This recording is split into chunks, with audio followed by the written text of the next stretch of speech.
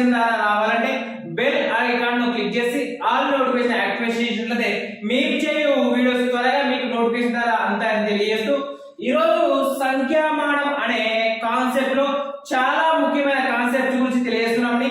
కాబట్టి అందరూ తప్పకుండా చివరికి చూసి మీ యొక్క కామెంట్స్ ను కిందే డిస్క్రిప్షన్ లో ఇవ్వాల్సిన కోరుతూ ఏంటి ఈ రోజు సంఖ్యామానంలో కాన్సెప్ట్ అంటే ఈ రోజు సున్నా గురించి యొక్క నియమాలను, అదే విధంగా స్థాన విలువ అంటే ఏమిటి, ముఖ విలువ అంటే ఏమిటి, తర్వాత వివిధ అంకెల నుంచి మూడంకెల సంఖ్యలు ఎలా గుర్తించాలి, తర్వాత వివిధ అంకెలను పునరావృతం అయ్యే విధంగా అయితే ఏ విధంగా గుర్తించాలనే కాన్సెప్ట్ గురించి తెలుస్తున్నామండి. ముందుగా సున్నా యొక్క వివరణ. సున్నా ప్రాథమిక సంఖ్యా వ్యవస్థలో దశాంశమానంలో మొదటి సంఖ్యగా ఏం చెప్పుకుంటామయ్యా అంటే సున్నా అని తెలియజేస్తామండి. సున్నాను ప్రపంచానికి పరిచయం చేసిన వారు ఎవరయ్యా అంటే ఎవరండి? మన భారతీయులు సున్నాను పరిచయం చేయడం జరిగింది. మొదటిసారి సున్నా ప్రస్తావన ఎక్కడ జరిగింది అంటే ప్రాచీన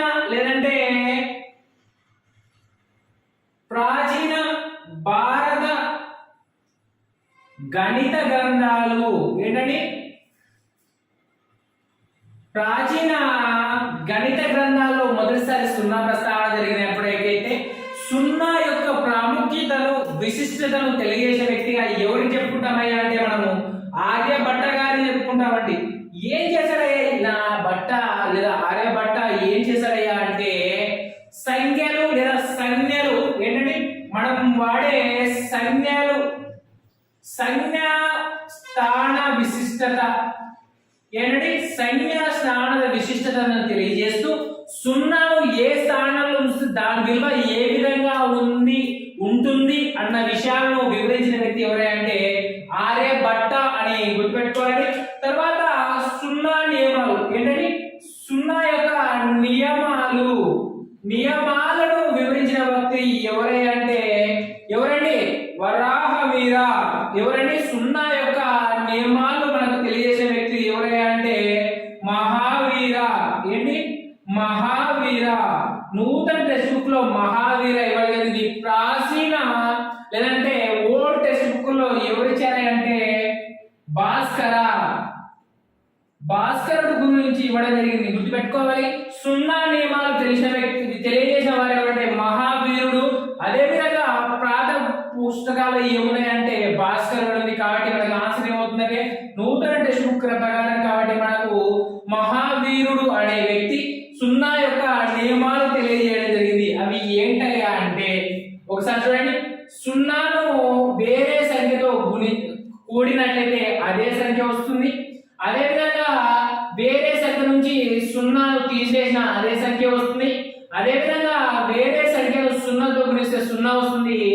వేరే సంఖ్యపై సున్నా అనున్నది సాధ్యపడదు. దీని విలువ అనంతమనే 4 నియమాలు, గుణకార భాగాహార నియమాలను తెలియజేసే వ్యక్తి ఎవరంటే మహావీరుడు అని గుర్తుపెట్టుకోవాలి. ఎందుకు ఈ జీరో కాన్సెప్ట్ తెలుసుకున్నామంటే స్థాన విలువల స్థానంలో ఇప్పుడు ఈ రోజు చేయబోయే లెక్కల్లో కూడా చాలా ప్రాముఖ్యత ఉంది కాబట్టి సున్నా చేస్తాం. తర్వాత మనకున్న కాన్సెప్ట్ ఏంటంటే స్థాన విలువ. ఏంటి? స్థాన విలువ. దీన్ని ఇంగ్లీష్ లో ఏమంటారంటే ప్లేస్ వాల్యూ అంటారండి. ఏంటి? ప్లేస్ వాల్యూ అంటారు. ఏంటి స్థాన విలువ ప్రాముఖ్యత అంటే ఉదాహరణకు 2764 అనే సంఖ్యలో ఏ విధంగా స్థాన విలువ గుర్తిస్తామంటే మనకు కుడి వైపు నుంచి ఎడమ వైపు స్థాన విలువలు అనేది 10 అవుతుందని మనం లాస్ట్ వీడియోలో తెలియజేస్తున్నామండి. ఇది 1ల స్థానము, ఇది 10ల స్థానం, ఇది 100ల స్థానం, ఇది 1000ల స్థానము. కాబట్టి ఆ సంఖ్యలను సహజ సంఖ్య ఇంటూ ఆ స్థాన విలువ 1 కాబట్టి 1, అదే విధంగా 10లు కాబట్టి 10, అదే విధంగా 100లు కాబట్టి 100, తర్వాత అదే విధంగా 1000 కాబట్టి 1000తో గుణించినట్లయితే వచ్చు వాటిని ఆ యొక్క స్థానం యొక్క విలువ అంటారు. ఉదాహరణకు ఈ విధంగా అండి.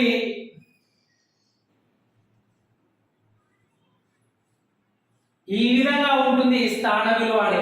ఇక్కడ 2764లో 6 యొక్క స్థాన విలువ ఎంత అంటే 60 అని, 7 యొక్క స్థాన విలువ అంటే 700 అని, 2 యొక్క స్థాన విలువ అంటే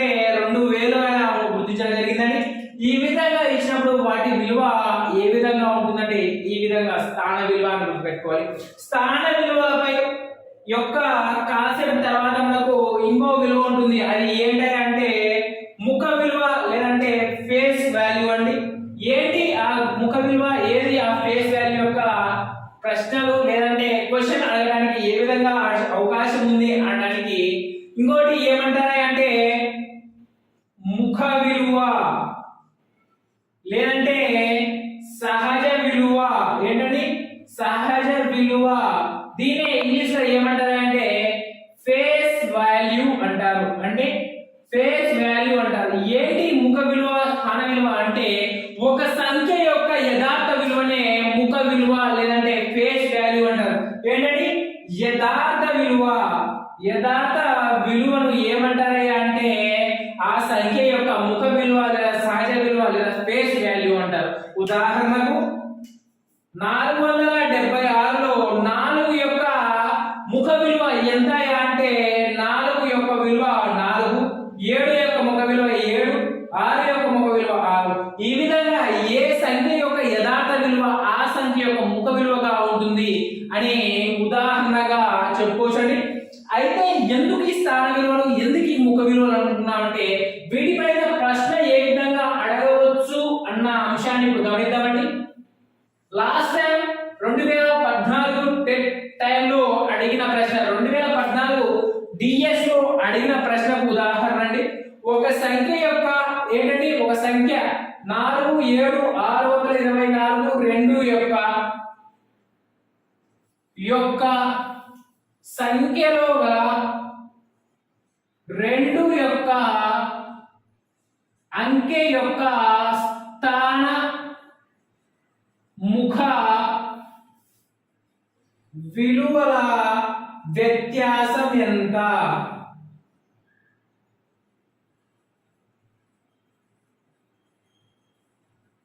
అనే ప్రశ్న అడగడం జరిగిందండి. దీని ఏంటంటే మనకు ముఖ విలువ అంటే ఏమిటి, స్థాన విలువ అంటే ఏమిటి తెలిసినప్పుడు ఈ ప్రశ్నలు సులువుగా చేయొచ్చు. ఇక్కడ అడిగిన ప్రశ్న ఏంటయ్యా అంటే ఒకట్ల స్థానంలో ఉన్న 2, వందల స్థానంలో ఉన్న 2 మధ్య గల వ్యత్యాసం ఎంత అని అడగడం జరిగింది. కాబట్టి మనకు రాసినటువంటి డిస్క్రిప్షన్ లో రాసినటువంటి ఒకట్ల స్థానంలో ఉంది కాబట్టి 2 1 2, అదే విధంగా 2 వందల స్థానంలో ఉంది కాబట్టి 200 వ్యత్యాసం ఎంతండి 198.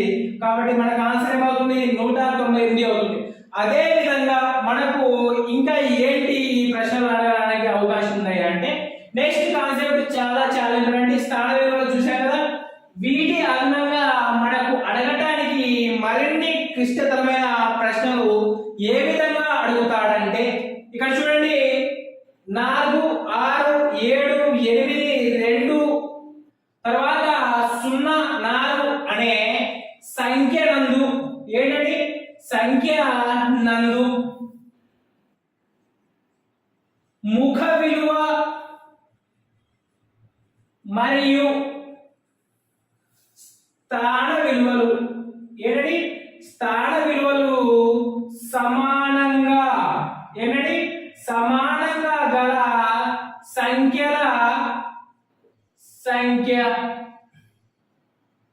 క్వశ్చన్ మార్క్ ఆప్షన్ 1 ఏంటండి ఏ విధంగా ఆప్షన్ 1 A1 B2 C3 4 చెప్పలేము. ఈ విధంగా ప్రశ్న ఇచ్చినప్పుడు ఏ విధంగా చేస్తామయ్యా అంటే ఒకసారి మనం తెలుసుకున్నామండి. ఇక్కడ స్థాన విలువల యొక్క ముఖ విలువలు సమానం ఉండేది. ఇక్కడ ఒకవేళ ఇది నెంబర్ అనుకుంటే దీనిలో కూడా ముఖ విలువ స్థాన విలువ సమానంగా గల సంఖ్యలు ఏంటంటే మొదటిగా ఇచ్చిన సంఖ్య ఏంటండి 4. కాబట్టి 4 × 1 4. అదే విధంగా 0 × 10 కాబట్టి 0. అదే విధంగా 2 × 100 కాబట్టి 200. తర్వాత 8 × 1000 కాబట్టి 8000. తర్వాత 7 × 10,000 కాబట్టి 70,000. ఈ విధంగా మనం కనుక్కున్న తర్వాత దాని యొక్క ముఖ విలువ స్థాన విలువ యొక్క సేమ్ గా ఉంటాయి. ఇక్కడ 4 ఉంది, ఇక్కడ 4 ఇది 1, ఇక్కడ 0 ఉంది, ఇక్కడ 0 కాబట్టి 1. కాబట్టి ఎన్ని ఉన్నాయండి? దీనికి ఆన్సర్ ఎంత రెండు అవుతుంది. ఈ విధంగా మనకు స్థాన విలువలపై ప్రశ్నలు అడగడానికి అవకాశం ఉందని గుర్తుపెట్టుకోవాలి. ఒకవేళ ఇక్కడ ఈ సంఖ్యలో కొన్ని సంఖ్యలు మాత్రం ఇవ్వడం జరిగింది. ఒకవేళ ఎక్కువగా సంఖ్యలు ఇస్తే ఏంటంటే ఎక్కువ సంఖ్యలు అంటే 3, 0, 7, 8, 2, 0, 4 సంఖ్యలు ముఖ విలువ మరియు స్థాన విలువల సమానంగా గల సంఖ్య అని అడిగినప్పుడు ఇందులో మనం చూడగానే అర్థమవుతుంది ఏమయ్యా అంటే ఈ కాన్సెప్ట్ లో మెయిన్ గుర్తుపెట్టుకోవాలంటే ఒకట్ల స్థానంలో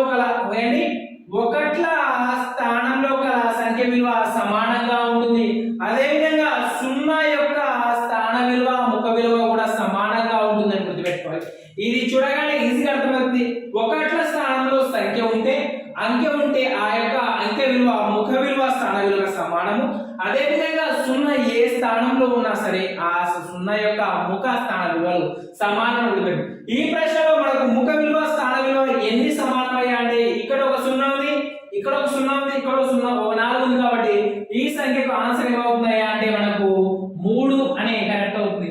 ఒకవేళ ఇంకా ఈ విధంగా అడగడం జరుగుతున్నాయా అంటే అదే చివరి స్థానంలో 0 పెట్టేసి ఇక్కడ ఈ 4 నెంబర్లు ఇచ్చి సంఖ్య యొక్క ముఖ స్థాన విలువలు ఎంతయ్యా అంటే ఇక్కడ చివరి స్థానంలో ఏముందయ్యా అంటే 0 ఉంది. కాబట్టి దీనికి ఆన్సర్ ఏమవుతుంది 1 మాత్రమే కరెక్ట్ అవుతుంది.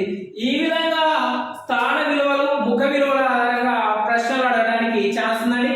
ఈ కాన్సెప్ట్ తర్వాత మరో ముఖ్యమైన కాన్సెప్ట్ ఏంటంటే ఈ నెంబర్ సిస్టమ్ లోనే చాలా రిపీటెడ్ క్వశ్చన్స్ అడుగు కాన్సెప్ట్ ఏంటయ్యా అంటే నెక్స్ట్ మనం చెప్పుకునే కాన్సెప్ట్ అండి. ఏంటి ఆ కాన్సెప్ట్ యొక్క మ్యాటర్ ఏంటి, విషయాంశం ఏంటి ఒకసారి చూద్దాం. ఒక ప్రశ్న ద్వారా మనం ఆ కాన్సెప్ట్ లోకి వెళ్ళిపోదామండి. ఏంటి ఆ కాన్సెప్ట్ అంటే 7, 9, 5, 4 అను సంఖ్యలు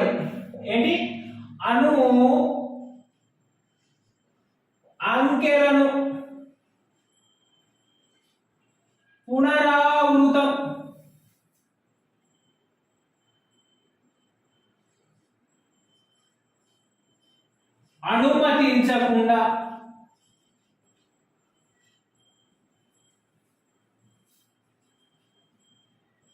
అనుమతించకుండా మూడంకెల సంఖ్యలుగా రాసిన వచ్చు సంఖ్యల సంఖ్య. ఏంటంటే క్వశ్చన్ ఒకసారి బాగా అర్థం చేసుకోండి.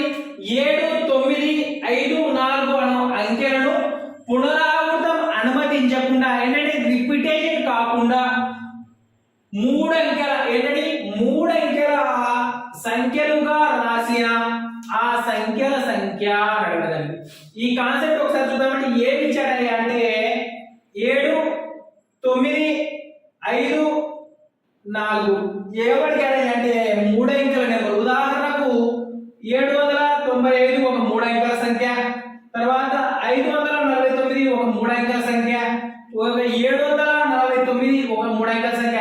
ఈ విధంగా ఎన్ని సంఖ్యలు రాయొచ్చు అని అడగడం. ఈ విధంగా రాసుకుంటూ పోతే చాలా నెంబర్స్ వస్తాయి. ఈ మోడల్ ఎక్కడ జరగడం జరిగింది అంటే 2017 టిఎస్ టెట్ లో అడగడం జరిగింది ఈ మోడల్ ప్రశ్న. ఈ మోడల్ సంబంధించిన ప్రశ్న 2017 టిఎస్ టెట్ లో అడగడం జరిగింది. కాబట్టి ఈ కాన్సెప్ట్ చాలా ఇంపార్టెంట్. జరగబోయే డెట్ డిఎస్సి లో కానిస్టేబుల్ ఎగ్జామ్ లో కూడా చాలా ముఖ్యమైన ప్రశ్న. కాబట్టి ఈ విధంగా రాస్తున్నాం కదా. అదే విధంగా 7, 4, 4 రాస్తే ఇది కూడా 3 అంకెల సంఖ్య కదా, ఇది కూడా చెందుతుందంటే ఇక్కడ ఇచ్చిన కండిషన్ ఏంటంటే పునరావృతం అనుమతించకుండా. కాబట్టి ఇక్కడ 2, 4, 1 వచ్చింది కాబట్టి ఇక్కడ 2 చెల్లదు. ఈ విధంగా కాకుండా ఈ విధంగా సంఖ్యలను అడగడం జరిగింది. అయితే దీనికి ఒక చిన్న ఫార్ములా ద్వారా మనం ఉపయోగించాలండి. ఇక్కడ నెంబర్ ఆఫ్ సంఖ్యలు ఎన్ని ఇచ్చారండి మనకు 4 ఇచ్చాడు. ఇక్కడ పునరావృతమైన రిపిటేషన్ మెథడ్స్ నెంబర్స్ ఎంత ఇచ్చాడు అంటే 3 ఇచ్చాడు. దీన్ని సాధారణ గణిత రూపంలో ఏమని విభజించవచ్చాయంటే మనకు NPR రూల్ ను ఉపయోగించి గణిత విలువను కనుక్కోవచ్చు, సంఖ్యలను కనుక్కోవచ్చు. అదే విధంగా నాన్ మ్యాథ్స్ స్టూడెంట్స్ కూడా ఈ సూత్రం గుర్తుపెట్టుకున్నట్లయితే ఈజీగా రిప్లేస్ చేయొచ్చు. ఏంటి కాన్సెప్ట్ అంటే n అంటే నెంబర్ ఆఫ్ టైమ్స్ అంటే 4, అదే విధంగా p r అంటే 3. ఏంటి ఈ npr కాన్సెప్ట్ 4pr కాన్సెప్ట్ ఎట్లా రాయాలి వీటిని అంటే ఒకసారి గుర్తుపెట్టుకోండి. 4pr అంటే దీనికి సమాధానం ఏంటంటే ఫస్ట్ స్టార్టింగ్ నెంబర్ నుంచి ఒక నెంబర్ తగ్గించి రాయాలి. అదే విధంగా మరొక నెంబర్ తగ్గించినట్లయితే ఇది అండి. ఇక్కడ ఎన్ని టైమ్స్ రిపీట్ చేయాలి? 3 సార్లు. ఎక్కడి నుంచి స్టార్ట్ చేయాలి? 5 నుంచి. ఎక్కడ 4 నుంచి స్టార్ట్ చేసి రిపిటేషన్ నెంబర్ 3 అవుతుంది. కాబట్టి ఈ విధంగా వచ్చే వాల్యూనే మనకు రిపిటేషన్ నెంబర్ 3 అంకెల సంఖ్యలు అని చెప్పవచ్చు. ఉదాహరణకు ఇలా చేసామండి. 4 కాబట్టి 4 మూల 12, 12 24. కాబట్టి ఈ నెంబర్స్ 7, 9, 5, 4 అంకెలను పునరావృతం కాకుండా 3 అంకెల సంఖ్యలుగా రాయగా వచ్చు సంఖ్యల సంఖ్య 24. ఇది చాలా చాలా ఇంపార్టెంట్ అండి. ఇంకో ప్రశ్న చూద్దామండి. ఇదే మోడల్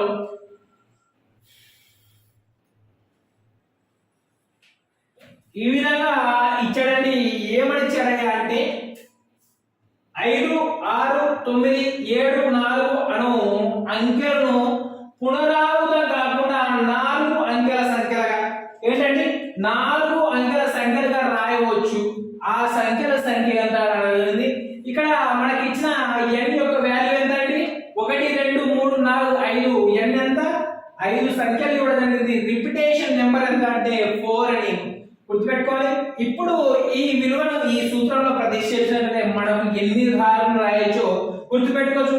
ఒకవేళ దీన్ని మాన్యువల్ గా చేసుకుంటూ వెళ్తే చాలా టైం వేస్ట్ అవుతుంది.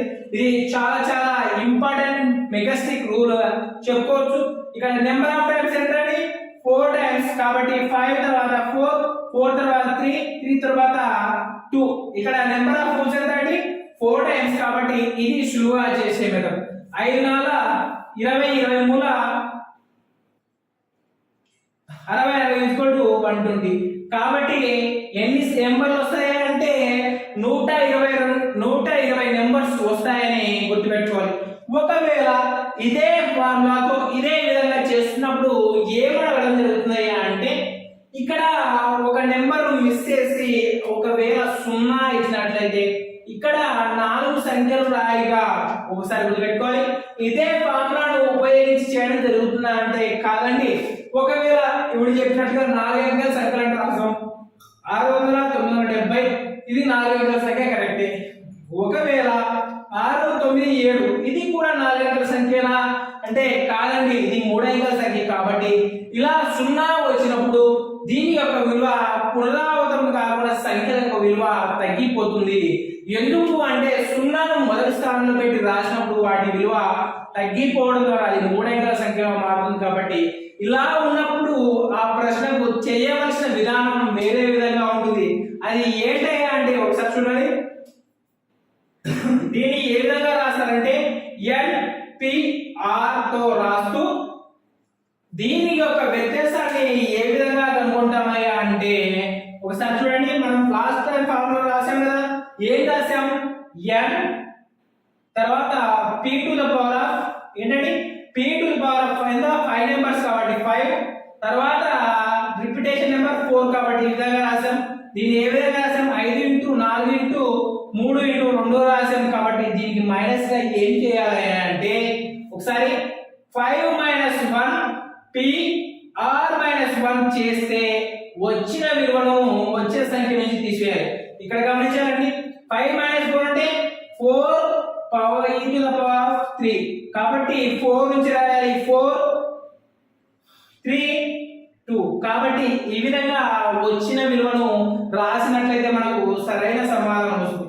ఏంటంటే 120 వస్తుంది. 120 - 24 ఎంత? 96. ఈ విధంగా చేయాలని గుర్తుపెట్టుకోవాలి. ఒకసారి చూద్దాం మరోసారి ప్రశ్న.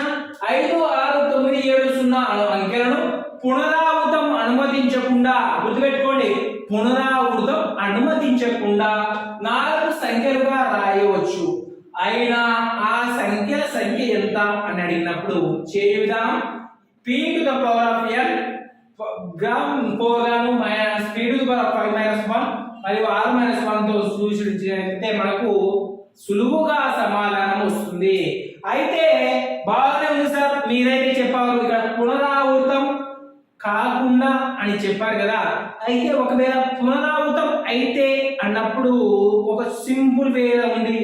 ఏంటి ఈ కాన్సెప్ట్ లో మనం రెండు విధాలు చూసాం. ఒకసారి సున్నా లేకుండా ఇచ్చినప్పుడు, ఒకసారి సున్నా ఇచ్చాము.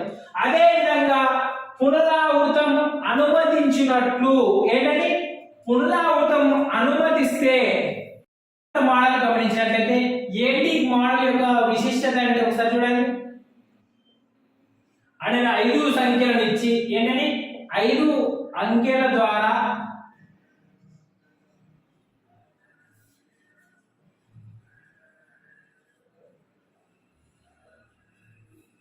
అనుమతిస్తూ ఏంటండి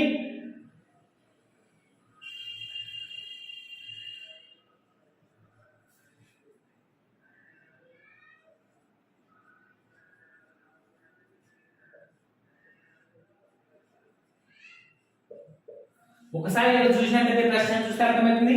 4, 5, 6, 7 అంకెల ద్వారా పునరావృతమును అనుమతిస్తూ రాయగలగు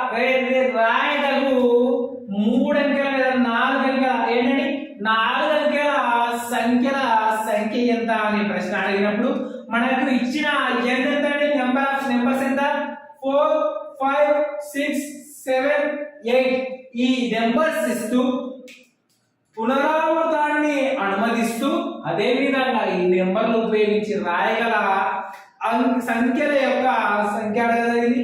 ఏంటి ఈ యొక్క n యొక్క ఎంత అండి? n 5 అవుతుంది. r వాల్యూ ఎంత?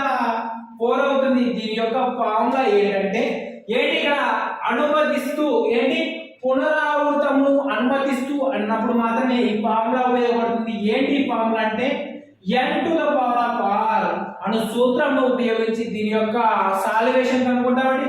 ఇక్కడ ఇచ్చిన నెంబర్ ఎంత అండి? n 5 ఇచ్చాడు. పునరావృతం ఎంత? 4. కాబట్టి ఎంత అండి? 5 టు ద పవర్ ఆఫ్ 4 ఎంత? 625. కాబట్టి మనకి ఆన్సర్ ఎంత అవుతుంది? 625 అవుతుంది. ఇది చాలా సింప్లెస్ట్ మెథడ్ గా గుర్తుపెట్టుకోవచ్చు. n to the power of 4 అనున్నది రిపిటేషన్ నెంబర్ ఇచ్చినప్పుడు ఉపయోగపడుతుందని గుర్తుపెట్టుకోండి. అయితే ప్రశ్న పత్రంలో నిన్ను ట్విస్ట్ చేయడానికి ఒకవేళ ఒక నెంబర్ బదులు ఏమిచ్చాడంటే 0 ఇచ్చినప్పుడు ఏంటి 0 ఇచ్చినప్పుడు వాటి యొక్క అంకెల సంఖ్య విలువ ఫార్ములా ఏంటయ్యా అంటే ఇది చాలా ఇంపార్టెంట్ అండి. ఏంటి కాన్సెప్ట్ అంటే ఇచ్చిన నెంబర్ యొక్క r విలువ ఎంత, n విలువ ఎంత? n is equal to 5 అవుతుంది, r is equal to 4 అవుతుంది. కానీ ఇక్కడ సున్నాతో రిపిటేషన్ నెంబర్ రాయలేము. ఎందుకు రాయలేము అంటే ఒకసారి గమనించండి. వాడు అడిగిన నెంబర్ ఎంత? 4 అంకెల సంఖ్య.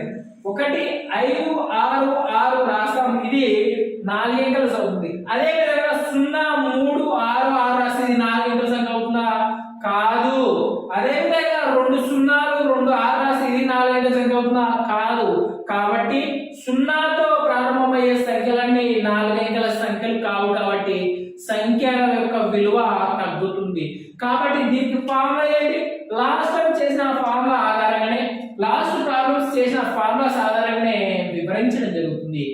ఏంటి ఆ కాన్సెప్ట్ అంటే మొదటిగా ఈ 5 సంఖ్యల యొక్క క్యూబ్ ఏంటంటే n to the power of r చేసి వచ్చిన విలువను రిపిటేషన్ అనుమతిస్తూ పైన 0 ఇస్తే మనకు వచ్చు ఫార్ములా ఏంటి అంటే ఏంటంటే n to the power of r minus n to the power of r minus 1 చేసినట్లయితే మనకు సమాధానం వస్తుందని గుర్తుపెట్టుకోవాలి.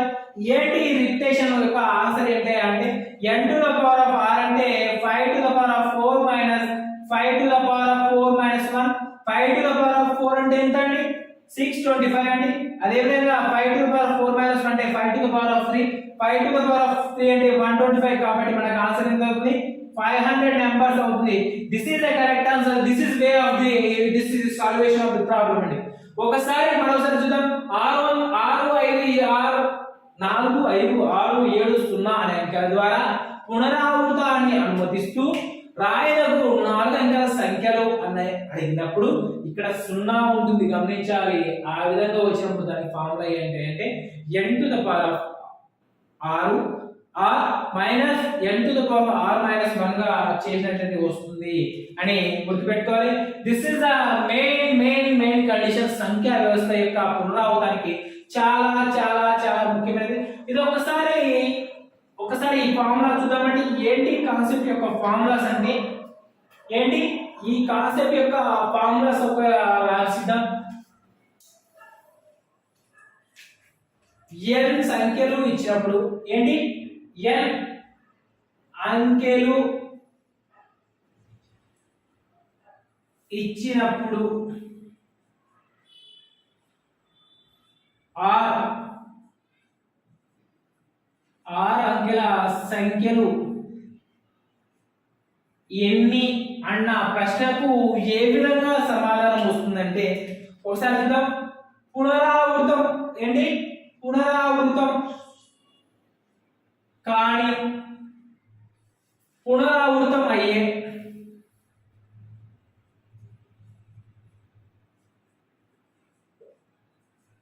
ఓకే రిపిటేషన్ అలో ఇచ్చినప్పుడు, రిపిటేషన్ అలో ఇయ్యనప్పుడు, అదే విధంగా సున్నా లేనప్పుడు, అదే విధంగా సున్నా ఉన్నప్పుడు ఏంటి, సున్నా లేనప్పుడు సున్నా ఉన్నప్పుడు ఫార్ములాస్ ఒకసారి గమనించినట్లయితే సున్నా లేని సమయంలో పునరావృతం కాని వాటికి ఫార్ములా ఏంటంటే p to the power of n okay greater r గాను, అదే విధంగా పునరావృతం అనుమతించినప్పుడు ఫార్ములా ఏంటంటే n to the power of r గాను, అదే విధంగా సున్నా ఉన్నప్పుడు దీని ఫార్ములా ఏంటంటే n greater than p r minus n minus 1 p r minus 1 ఇది గాను. అదే విధంగా ఇక్కడ ఏ విధంగా అంటే n to the power of r minus n to the power of r minus 1. ఈ 4 ఫార్ములాస్ ఎంత ముఖ్యమంటే చాలా చాలా ముఖ్యమని గుర్తుపెట్టుకోవాలి. ఈ ఫార్ములాస్ ఉపయోగించి ప్రతి లెక్కను విత్ ఇన్ సెకండ్ లో చేసుకోవడం జరుగుతుంది, నేర్చుకోవడం జరుగుతుంది. చాలా సులువని గుర్తుపెట్టుకోవాలి. ఇది మెయిన్ కాన్సెప్ట్ అని గుర్తుపెట్టుకోవాలి. దీని తర్వాత మరిన్ని ఇంట్రెస్ట్ వీడియోస్ మీకోసం అందించడం జరుగుతుంది. మా యొక్క వీడియో మీకు నచ్చినట్లయితే తప్పకుండా లైక్ చేయండి, 10 మందికి షేర్ చేస్తారని తెలియజేస్తూ ధన్యవాదాలు.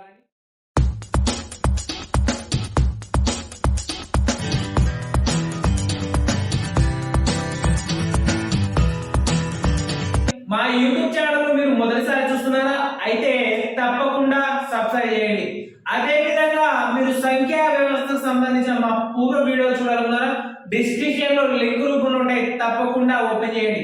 అదే విధంగా మీరు కాంపిటేటివ్ ఫీల్డ్ లో ప్రిపరేషన్ కొనసాగించాలనుకుంటారా అయితే ప్రతిదినం మీ యొక్క అభ్యాస సామర్థ్యాన్ని తెలుసుకోవాలనుకుంటారా అయితే డిస్క్రిప్షన్ లో ఉన్న టెలిగ్రామ్ లింక్ లో జాయిన్ అయ్యి రోజు పెట్టే కాన్సెప్ట్ వైజ్ క్విజెస్ లో పాల్గొని మీ యొక్క అభ్యాస సామర్థ్యాన్ని తెలుసుకుంటారని తెలియజేస్తూ ఈ రోజు సంఖ్యా వ్యవస్థలో ముఖ్యమైన భావనలైన కారణాంకం అంటే ఏమిటి, గుణిజం అంటే ఏమిటి, ఈ రెండు కాన్సెప్ట్స్ గురించి తెలియజేస్తున్నామండి. ఏంటి కాన్సెప్ట్స్ అంటే ఏ సంఖ్యకైనా ఒకసారి ఉదాహరణ తీసుకున్నట్లయితే x అనే సంఖ్యకు గుణిజములు అంటే ఏమిటంటే x అనే సంఖ్యను అంకెలైన 1, 2, 3, 4 ఇలా అనేక సంఖ్యలతో గుణించగా వచ్చిన సంఖ్యలను ఏమంటారు అంటే గుణిజములు అంటారు. ఉదాహరణకు 5 యొక్క గుణిజాలు మనం లెక్కించాలంటే 5 1తో గుణిస్తే 5, 5 2తో గుణిస్తే 10, 5 3తో గుణిస్తే 15, 5 4తో గుణిస్తే 20. ఇవన్నీ ఏమవుతాయి అంటే గుణిజములు అవుతాయి. ఒక సంఖ్యకు గుణిజాల సంఖ్య ఎంత అంటే అపరిమితము అని గుర్తుపెట్టుకోవాలని. ఏంటంటే x యొక్క గుణిజాల సంఖ్య ఎంత అంటే అపరిమితము అని గుర్తుపెట్టుకోవాలని. తర్వాత గుణిజము తర్వాత మనకు చాలా చాలా ప్రధానమైన కాన్సెప్ట్ ఏమంటే అంటే కారణాంకము. కారణ అంకము అంటే ఏంటంటే ఒక సంఖ్యకు కారణమైన వాటిని కారణాంకాలు అంటారు. కారణాంకాలకు కొన్ని నియమాలు ఉన్నాయండి. ఏంటి కారణాంకాల కాన్సెప్ట్ ఏంటి అంటే ఒక సంఖ్యను నిశ్శేషంగా భాగించు వాటిని కారణాంకాలు అంటారు. ఏంటంటే ఒక సంఖ్యను నిశ్శేషంగా భాగించు వాటిని కారణాంకాలు అంటారు. ఉదాహరణ 16 యొక్క కారణాంకాలు ఎన్ని అని అడిగినప్పుడు మనకు 16 ఏ ఏకంలో పోతున్నాయి అంటే ఉదాహరణ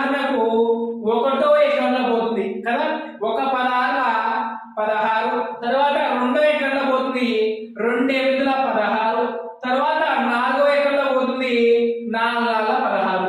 అంతేనా అంటే అవునండి. ఇవి ప్రధానంగా 16 యొక్క కారణాంకాలు. ఉదాహరణకు 1 2 4 8 16. ఇవి ఏంటి అంటే 16 యొక్క కారణాంకాలు గుర్తుపెట్టుకోండి. ఎన్ని ఉన్నాయండి? 16 యొక్క కారణాంకాలు 5. ఈ విధంగా ఆ 16 యొక్క కారణాంకాలు కనుక్కున్నాం కదా. ఏంటి ఈ కారణాంకాల కాన్సెప్ట్ అంటే చిన్న సంఖ్య కాబట్టి ఇలా వివరించుకుంటూ వచ్చాం. ఒకవేళ 256 యొక్క కారణాంకాలు ఎన్ని అడిగినప్పుడు మనకి ఎలా సులువుగా వస్తుంది, ఈ విధంగా చేసుకుంటూ పోతే ఒక పేపర్ లో అవుతుంది 2 నుంచి 3 నిమిషాల టైం పడుతుంది. ఇలా అయితే మన కంప్యూటర్ ఇచ్చే 35 సెకండ్స్ 45 సెకండ్స్ ఎలా చేస్తామయ్యా అంటే దీనికి ఒక చక్కటి ఫార్ములా ఉందని, ఆ ఫార్ములా ఆధారంగా కారణాంకాలను ఈజీగా సులువుగా గుర్తించవచ్చు. ఏంటి ఆ ఫార్ములా అంటే ఒకసారి చూద్దామండి. ఒకవేళ x అనే సంఖ్యకు కారణాంకాలు సంఖ్యను కనుక్కోవాలంటే దానికి ఒక సూత్రం అండి. a to the power of x into b to the power of y into c to the power of z రూపంలో ఉంటే ఆ సంఖ్య యొక్క ప్రధాన కారణాంకాలకు సూత్రం ఏంటండి? ప్రధాన కారణాంకాల సూత్రం ఏంటి? ప్రధాన కారణాంకాలకు సూత్రం ఏంటండి? ప్రధాన కారణాంకాల సూత్రం ఏదయ్యా అంటే x plus y plus z ను ఏమంటారు అంటే ప్రధాన కారణాంకాల యొక్క సంఖ్య అంటారు. అదే కారణాంకాల సంఖ్యకు ఏంటండి? కారణాంకాల సంఖ్యకు ఈ కారణాంకాల సంఖ్య యొక్క సూత్రం ఏదంటే x plus 1 into y plus 1 into z plus 1 ను ఏమంటారు అంటే కారణాంకాల సంఖ్యకు సూత్రం అంటారు. అదే కారణాంకాల మొత్తం ఏంటండి? కారణాంకాల మొత్తం యొక్క సూత్రం ఏంటయ్యా అంటే ఆ మొత్తానికి సూత్రం చూసినట్లయితే a to the power of x plus 1 minus 1 by a minus 1 into b to the power of y plus 1 minus 1 by b minus 1 into c to the power of z plus 1 minus 1 by c minus 1.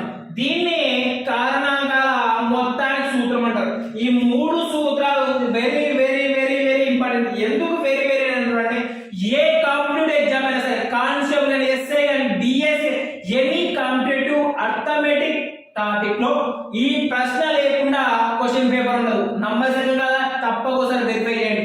ఆఖరికి మన recent గా జరిగిన Karnataka TET లో కూడా ఈ concept పై లెక్క పడడం జరిగింది. అది తర్వాత వివరిద్దామండి. ఒకసారి గుర్తుపెట్టుకోండి, ప్రధాన కారణాంకాలకు అయితే పవర్ లో ఏముంటాయో వాటిని మాత్రమే తీసుకోవాలి. అదే కారణాంకాల సంఖ్య కంటే ఈ x plus 1 into y plus 1 into z plus 1 ఈ విధంగా కారణాంకాల మొత్తం అయితే a to the power of x plus 1 by minus 1 by a minus 1 into b to the power of y plus 1 by minus 1 by b minus 1 into c to the power of z plus 1 minus 1 by c minus 1. ఇది కారణాంకాల మొత్తం. వీటిపైన ఒకసారి లెక్క చేసే ముందు కారణాంకము కావడానికి కొన్ని నియమాలు ఉన్నాయండి. అవి ఏంటయ్యా అంటే కారణాంక నియమాలు అంటారు. వీటిని కూడా ప్రశ్న రూపంలో ఫ్రేమ్ చేయడానికి అవకాశం ఉంది. ఏంటి కారణాంకాల యొక్క నియమం అంటే ఏంటంటే ఒక సంఖ్యను x అనే సంఖ్య తీసుకున్నట్లయితే ఈ సంఖ్యను నిశ్శేషంగా భాగించు ప్రతి సంఖ్య కూడా కారణాంకమే. ఏంటంటే x ను నిశ్శేషంగా నిశ్శేషంగా భాగించు భాగించు ప్రతి అంకె కూడా ఒక కారణాంకమే. ఓకేనా? తర్వాత ప్రతి సంఖ్యకు రెండో పాయింట్ ఏంటంటే ప్రతి సంఖ్యకు ఒకటి మరియు అదే సంఖ్య తప్పకుండా కారణాంకం అయి ఉంటుంది. ఏంటి రెండో కాన్సెప్ట్ ఏంటంటే ప్రతి సంఖ్యకు ఒకటి మరియు అదే సంఖ్య కారణాంకంగా ఉంటుంది. మూడో పాయింట్ ఏంటంటే ప్రతి సంఖ్యకు కారణాంకాలు పరిమితము. ఏంటంటే కారణాంకాల సంఖ్య పరిమితము. ఏంటి? కారణాంకాలు పరిమితము, గుణిజాలు అపరిమితం అని గుర్తుపెట్టుకోవాలి. ఇక చివరి కాన్సెప్ట్ ఏంటంటే నాలుగో పాయింట్ ఏంటంటే ఖచ్చిత వర్గ సంఖ్యకు ఏంటంటే ఖచ్చిత వర్గ సంఖ్యకు యొక్క కారణాంకాల సంఖ్య ఏంటంటే కారణాంకాల సంఖ్య ఎల్లప్పుడూ బేసి సంఖ్య అయి ఉంటుంది. ఏంటి కాన్సెప్ట్ అయ్యా అంటే ఒక వర్గ సంఖ్యను తీసుకొని వాటి యొక్క కారణాంకాలు లెక్కించినట్లయితే అవి ఖచ్చితంగా బేసి సంఖ్య రూపంలో ఉంటాయని ఈ 4 నియమాలు ముఖ్యమైన వీటిని కూడా ప్రశ్న అడగడానికి అవకాశం ఉంది. ఒకసారి చూద్దాం. ప్రతి సంఖ్య x ను నిశ్శేషంగా భాగించిన ప్రతి సంఖ్యలో కారణాంకాలే, అదే విధంగా 1 మరియు అదే సంఖ్య దానికి తప్పక కారణాంకాలు అవుతాయి. మరో కాన్సెప్ట్ ఏంటంటే కారణాంకాలు ప్రతి సంఖ్యకు పరిమితము. ఓకేనా? తర్వాత చివరి పాయింట్ ఏంటంటే ఖచ్చిత వర్గ సంఖ్యల యొక్క కారణాంకాలు బేసి సంఖ్యలు. ఒకసారి వివరణాత్మకంగా చూద్దాం. ఈ చివరి పాయింట్ దీని ఒకసారి ఉదాహరణతో చూసినట్లయితే ఏంటి ఖచ్చిత వర్గ సంఖ్య, ఒక ఖచ్చిత వర్గ సంఖ్య చెప్పండి. ఉదాహరణకు 64 తీసుకున్నామండి. ఈ 64 యొక్క ఖచ్చిత వర్గ సంఖ్య అయితే వీటి యొక్క కారణాంకాల సంఖ్య ఎంత అని తెలుసుకుందాం. ఒకసారి 64 ఎన్నితో పోతున్నాయి అంటే 1తో పోతుంది, 64తో పోతుంది, 2తో 32తో పోతుంది, 4 16 64 పోతుంది, తర్వాత 8 8 64. ఇవి 8 యొక్క ప్రధానంగా కారణాంకాలండి. వీటిని ఒకసారి పక్కన రాసుకున్నట్లయితే 1 2 4 8 16 32 64. ఇవి 64 యొక్క కారణాంకాల సంఖ్య. ఎన్ని ఉన్నాయి లెక్క పెట్టండి. 1 2 3 4 5 6 7. కాబట్టి ఏంటంటే 64 ఒక ఖచ్చిత వర్గ సంఖ్య, దాని యొక్క కారణాంకాలు మొత్తం 7. కాబట్టి బేస్ అంటే ఈ 4వ నియమం కరెక్ట్ అని రుజువు అవుతుంది. అయితే కారణాంక సంఖ్యల పైన ప్రశ్నలు ఏ విధంగా అడుగుతాడని దానిపైన కొన్ని ఉదాహరణలు లెక్కలు ఇవ్వడం జరిగింది. వాటిని ఒకసారి గమనించినట్లయితే ఈ కాన్సెప్ట్ సంపూర్తి అవుతుందని. కారణాంకాలు సంఖ్యను కనుక్కునే దానిపై ప్రశ్నలు ఏ విధంగా అడుగుతాడు అనేది ఒక ఉదాహరణ ద్వారా గమనిస్తామండి. ఉదాహరణకు ఒక విద్యార్థి 144 అనే సంఖ్యకు ప్రధాన కారణాంకాల సంఖ్య ఎంత, కారణాంకాల సంఖ్య ఎంత, కారణాంకాల మొత్తం అనే ప్రశ్నలకు సమాధానం ఏ విధంగా చేస్తారో ఒకసారి గమనించినట్లయితే 144 యొక్క కారణాంకాలు ఏ విధంగా కనుక్కుంటామంటే సాధారణ భాగహార పద్ధతిలో కనుక్కున్నట్లయితే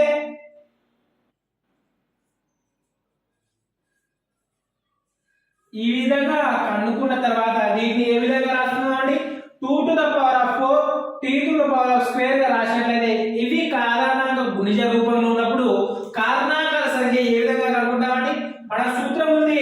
ప్రధాన కారణాంకాల సంఖ్య సూత్రం ఏంటండి? ప్రధాన కారణాంకాల సంఖ్య సూత్రం ఎంత అండి? x + y + z అనే ప్రధాన కారణాంకాల సూత్రంలో ప్రతిక్షేపించినట్లయితే ఇక్కడ మనకు x y లు ప్రధానంగా వర్గంలో ఘాతంలో ఉన్నాయి కాబట్టి ఆన్సర్ ఏంటండి 4 + 2 ప్రధాన కారణాంకాల సంఖ్య ఎంత అండి 6. అయితే కారణాంకాల సంఖ్య ఎంత? కారణాంకాల సంఖ్యకు యొక్క సూత్రం ఏంటండి? x + 1 * y + 1 * z + 1 అనే సూత్రంలో కారణాంకాల సంఖ్యకు ప్రతిక్షేపించినట్లయితే ఇక్కడ చూడండి పవర్ ఎంత ఉంది? 4 + 1 * 2 + 1 మనకి ఎంతండి? ప్రధాన కారణాంకాల సంఖ్య వస్తుంది 4 × 5 5 మూల 15. కాబట్టి కారణాంకాల సంఖ్య ఎంత? 15. ప్రధాన కారణాంకాల సంఖ్య 6. కాబట్టి దీని ప్రకారం ఒక నియమం గుర్తుంది. ఏంటి? ఖచ్చిత వర్గ సంఖ్యలను ఎప్పుడైనా సరే కనుక్కున్నప్పుడు కారణాంకాల సంఖ్య ఒక బేసి సంఖ్య. ఇది గుర్తుపెట్టుకోండి. తర్వాత 144 యొక్క కారణాంకాల మొత్తం ఎన్నున్నాయంటే 15 కారణాంకాలు. వాటిని లెక్కించాలంటే ఎలా అంటే సూత్రంలో ప్రతిక్షేపించాలంటే ఏంటి మొత్తానికి సూత్రం ఎంత అంటే మనం చూసినామండి. అది ఏంటి? a to the power of x + 1 - 1/a - 1. అదే విధంగా b to the power of y + 1 - 1/b - 1. ఈ సూత్రంలో ప్రతిక్షేపించినట్లయితే వాటి యొక్క విలువ ఏ విధంగా వస్తుంది ఒకసారి చూద్దామండి.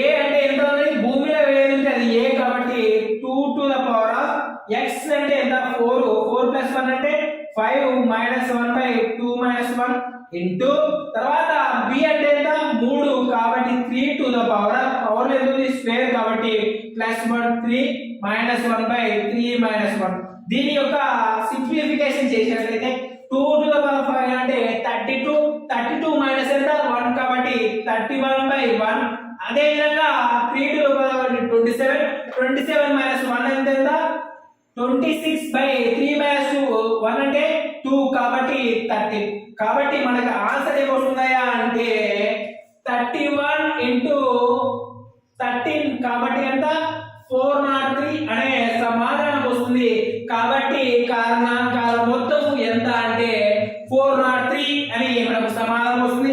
అదే విధంగా రీసెంట్ 2021లో కర్ణాటక టెట్ ఏంటంటే కర్ణాటక టెట్ లో అడిగిన కారణాంకాల సంఖ్యకు ఒక లెక్క ఇవ్వడం జరిగింది. ఆ లెక్క ఇప్పుడు చూద్దామండి. ఏంటి ఆ ప్రాబ్లం అంటే కొంచెం సింప్లిఫికేషన్ మెథడ్ ఇవ్వడం జరిగింది. ఏంటి ఆ ప్రాబ్లం ఒకసారి గమనిద్దాం. 6 to the power of 4 into 8 to the power of 6 into 10 to the power of 8 into 12 to the power of 10 అను సంఖ్య యొక్క కారణాంకాల సంఖ్య ఏంటంటే కారణాంకాల సంఖ్య అడగడం జరిగింది. దీని యొక్క ఆప్షన్ ఏమి ఇవ్వడం జరిగింది అంటే మీరు ఒకసారి ప్రాబ్లం ఫాస్ట్ చేసి సమాధానాలు కామెంట్ రూపంలో తెలియజేయండి. ఏ బి సి డి అనే కాన్సెప్ట్ ఇవ్వడం జరిగింది. వాటి ఆన్సర్లు ఏమి ఇచ్చారా అంటే 80 64 72 తర్వాత 48. ఒకసారి గమనించాలి ఇవన్నీ 12 యొక్క గుణిజాలు. దీని సింపుల్ ఫ్రేజ్ చెప్పాలంటే 12 టు ద పవర్ ఆఫ్ 10 ఉంది కాబట్టి 12 ఎందులో ఎంత వస్తుంది దీనికంటే ముందరి గుణిజంలో ఏది ఉంటే దానితో గుణిస్తే వచ్చిన సమాధానం ఎంత అంటే వస్తుంది మనకు ఆన్సర్. అదే మన కారణాంకాల రూపంలో ఏ విధంగా వస్తారో చూసుకుందామంటే దీని కారణాంకాల రూపంలో చేసేటప్పుడు ఈ భాగహారంలో పైన వాడి సంఖ్యలు ఒకసారి గమనించాలి. కింద అన్ని ప్రధాన సంఖ్యలు ఉన్నప్పుడు మాత్రమే వాటిని ఏ బి సి రూపంలో తీసుకోవాలని గుర్తుపెట్టుకోవాలి.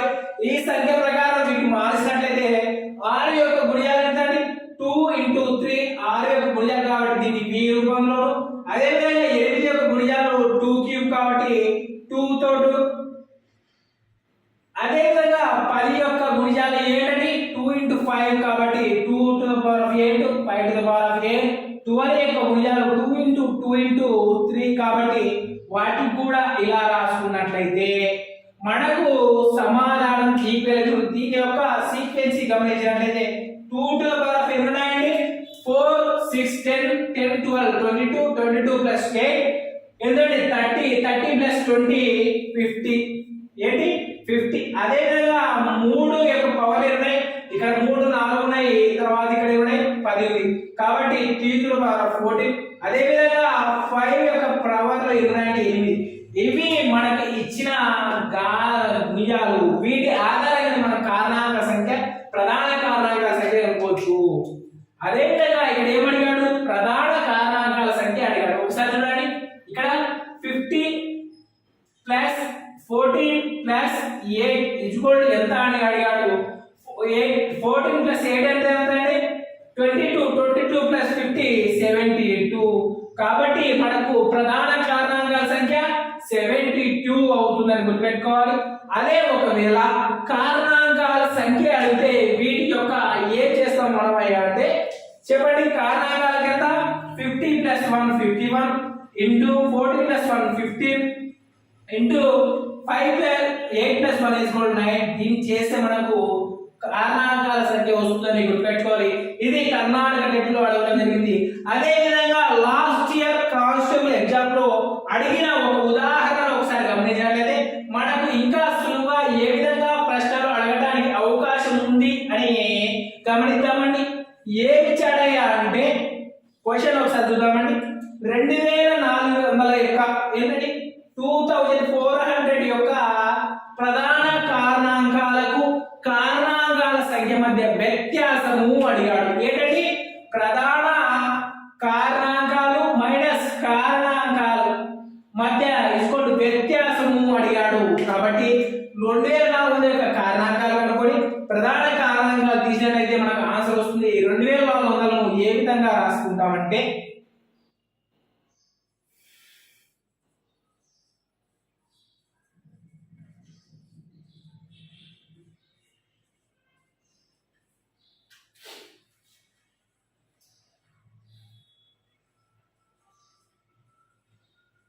ఈ విధంగా కనుక్కున్న తర్వాత వచ్చిన value రాస్తామండి. 2 to the power of ఎంత అండి? 1 2 3 4 5 2 to the power of 5 3 to the power of 1 5 to the power of 2 ఈ విధంగా రాసుకున్నట్లయితే మనకు ప్రధాన కారణాంకాల సంఖ్య వస్తుందండి. సూత్రంలో ప్రతిక్షేపించినట్లయితే ప్రధాన కారణాంకాల సంఖ్య ఏంటండి? ప్రధాన కారణాంకాల సంఖ్య సూత్రం ఏంటండి? x plus y plus z x plus y plus z వచ్చేసి ఎంత అండి? 8 అవుతుంది. ప్రధాన కారణాంకాల సంఖ్య 8 అయితే కారణాంకాల సంఖ్యకి ఏమవుతుంది అంటే 5 plus 1 into 1 plus 1 into 2 plus 1 6 into 2 into 3 అంటే 36 కాబట్టి ప్రధాన కారణాంకాల సంఖ్య 36 ప్రధాన కారణాంకాల సంఖ్య 8 కాబట్టి మనకు ఆన్సర్ ఏమవుతున్నాయా అంటే కారణాంకాల సంఖ్య నుండి ప్రధాన కారణాంకాల సంఖ్యను తీసివేయగా 28 అనున్నది మనకు కావాల్సిన సంఖ్య అవుతుంది. గుర్తుపెట్టుకోండి, 28 అనేది మనకు కావాల్సిన ఆన్సర్ కాబట్టి ఈ విధంగా కూడా అడగడానికి అవకాశం ఉందండి. ఇది కారణాంకాల కాన్సెప్ట్ అండి. ఏమి అడిగినా ఈ సూత్రంలో ప్రతిక్షేపించినది విత్ ఇన్ 30 to 20 సెకండ్ లోపు మనకు ఆన్సర్ వస్తుంది. గుర్తుపెట్టుకోవాలి, ప్రధాన కారణాంకాల సంఖ్య అంటే సూత్రం x plus y plus z అని. తర్వాత కారణాంకాల సంఖ్య అంటే x plus 1 into y plus 1 into z plus 1 అని. అదే విధంగా కారణాంకాల మొత్తానికి సూత్రం అడిగినట్లయితే a to the power of x plus 1 minus 1 by a minus 1 into b to the power of y plus 1 minus 1 by y minus 1 into తర్వాత c to the power of z plus 1 minus 1 by c minus 1 is equal to వచ్చేదాన్ని కారణాంకాలు మొత్తం ఉంటారు. ఇది ఏంటి కారణాంకాలకు సంబంధించిన ప్రశ్నలు. మరోసారి వీడియోలో మీకోసం బీజగణిత సూత్రాలను సవివరంగా తెలియజేస్తూ ఏ విధంగా ప్రీవియస్ లో ప్రశ్నలు అడిగాడు వాటిని కూడా తెలియజేస్తున్నామని. మా వీడియో మీకు నచ్చినట్లయితే తప్పకుండా లైక్ చేయండి, కామెంట్ చేయండి, మీ మిత్రులతో షేర్ చేస్తారని తెలియజేస్తూ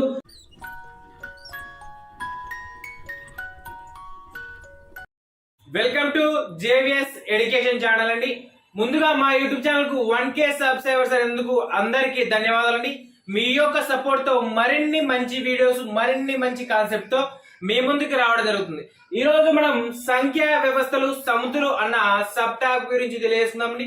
సంఖ్యామానం సంబంధించిన మరిన్ని వీడియోలు కింద డిస్క్రిప్షన్ ఉన్నాయి, తప్పక చూడండి. ఏం చెప్తున్నామయ్యా అంటే ప్రతి మ్యాథ్స్ కాన్సెప్ట్ లో కూడా ఫస్ట్ గా లేదా మొదట కాన్సెప్ట్ ఓరియంటెడ్ గా చెప్పి తర్వాత ఏమేం షార్ట్ కట్స్ ద్వారా అతి తక్కువ టైంలో ఎక్కువ ప్రశ్నలు చేసే విధంగా మిమ్మల్ని రెడీ చేయడానికే మా యూట్యూబ్ ఛానల్ ద్వారా మ్యాథ్స్ కంటెంట్ అందించడం జరుగుతుందండి. ఏంటి కాన్సెప్ట్ అంటే ఈరోజు సంఖ్యామానం సమతులు అనే కాన్సెప్ట్ నేర్చుకుంటున్నాం. ముందుగా సమితి అంటే ఏమిటి? సమితి అంటే ఏమిటంటే అనేక మూలకాల సమూహాన్ని ఏమంటారయ్యా అంటే సమితి అంటారు. ఏంటండి సమితి అంటే ఏమిటంటే కొన్ని మూలకాల సమూహాన్ని సముద్రులు అంటారు. ఉదాహరణకు సమితిని x, y, z అనునవి ఒక సమితి అయితే సమితిలో గల మూలకాలు x, y, z లను మూలకాలు అంటారు. కొన్ని మూలకాల సమూహాలని సముద్రులు అంటారు. అలాగా సంఖ్యామానందు కూడా మనకు ప్రధానంగా సంఖ్యా సమితులు ఇవ్వడం జరిగింది. ఏంటి ఆ సంఖ్యలు సమితులు అంటే ఏమిటంటే ఇప్పుడు కాన్సెప్ట్ ఓరియంటెడ్ గా నేర్చుకుందాం.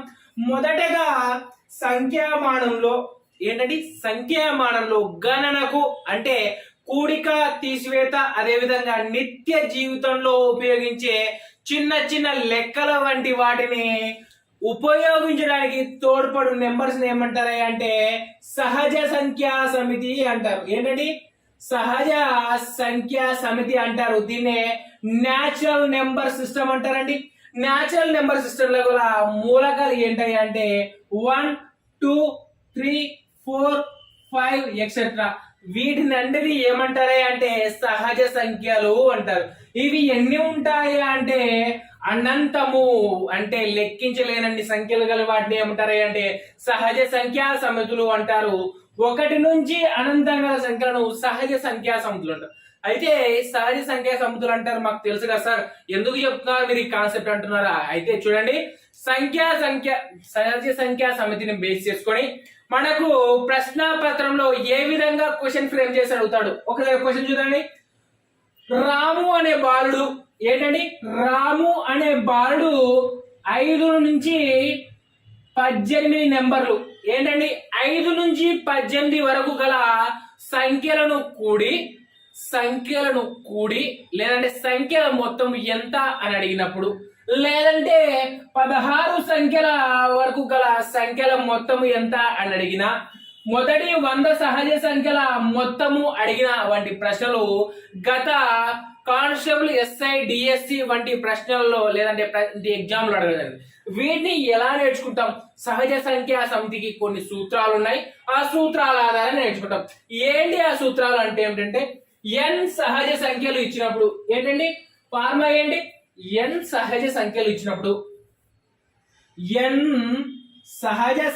ఇచ్చినప్పుడు ప్రధాన సహజ సంఖ్యల మొత్తముకు సూత్రం ఏంటి, సహజ సంఖ్యల మొత్తంకు సూత్రం చెప్పండి. మీకు తెలిసింటే డిస్క్రిప్షన్ అండి. సహజ సంఖ్యల మొత్తం సూత్రం ఏంటంటే n ఇంటూ n+1/2.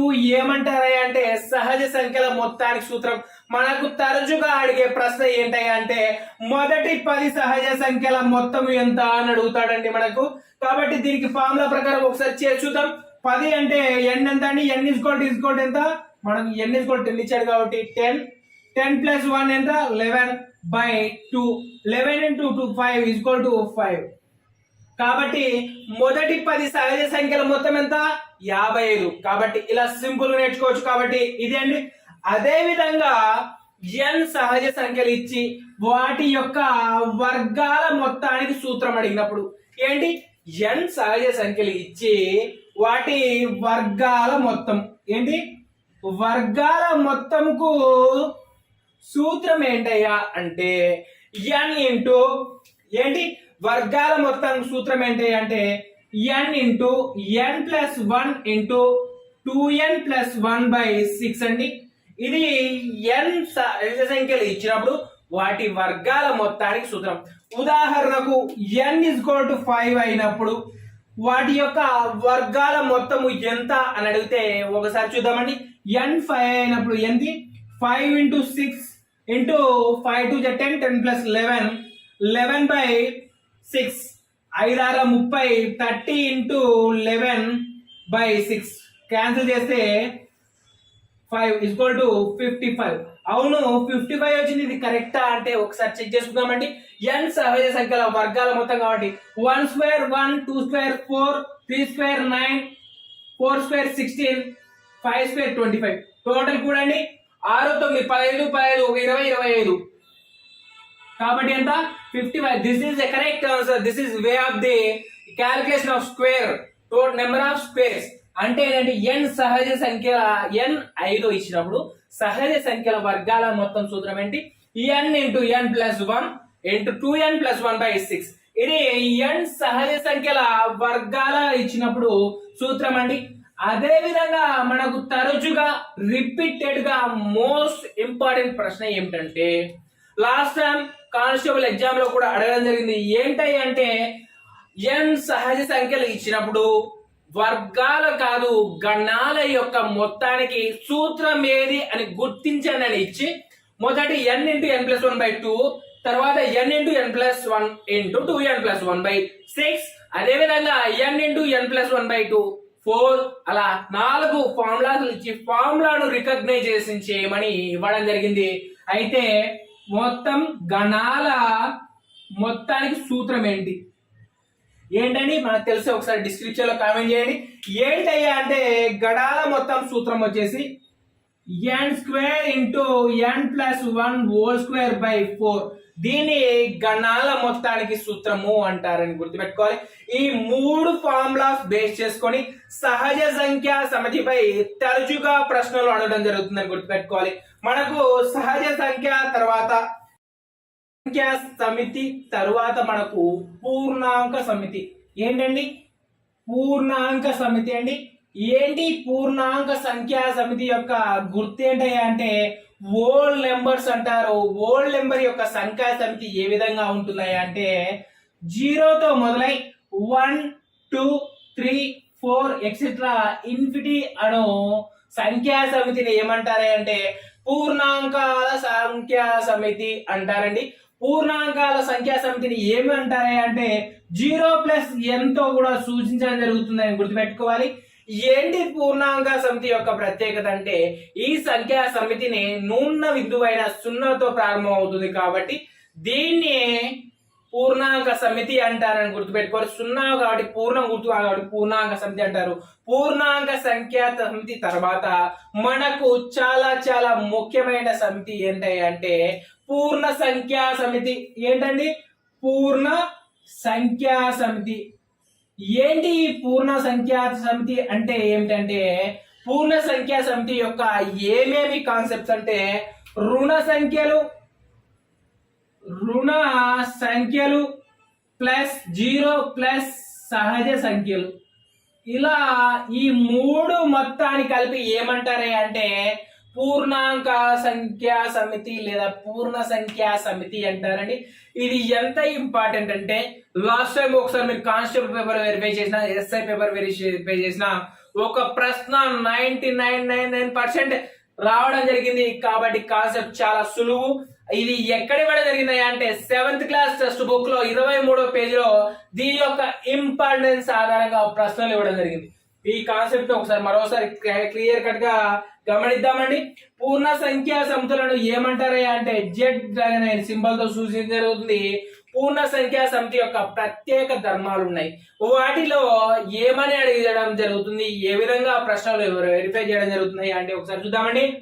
ఏమని అడిగాడు అంటే లాస్ట్ టైం కానిస్టేబుల్ లో ఏమని ప్రశ్నించడం జరిగింది, పూర్ణ సంఖ్యల సమితి యొక్క వివరణ ఏ విధంగా ఇవ్వడం జరిగిందంటే ఒక క్వశ్చన్ ఫ్రేమ్ చేశానండి. ఏంటి ఆ క్వశ్చన్ అంటే ఇక్కడ గమనించండి. 2 పూర్ణాంకాల మొత్తం లేదంటే ఏమని అడిగంటే 2 పూర్ణ సంఖ్యల మొత్తము 0. 2 సంఖ్యల పూర్ణ సంఖ్యల మొత్తం ఎంత అండి 0 అనేది ఇచ్చి అయితే ఆ సంఖ్యలు ఏమిటి, అయితే ఆ సంఖ్యలు ఏమిటి అనే ప్రశ్నను ఇచ్చి కింద క్వశ్చన్ మార్క్ లో ఏమేమి ఆప్షన్లు ఇవ్వడం జరిగిందయ్యా అంటే అందరకు మనం చదివింటామండి. ఏమంటారయ్యా అంటే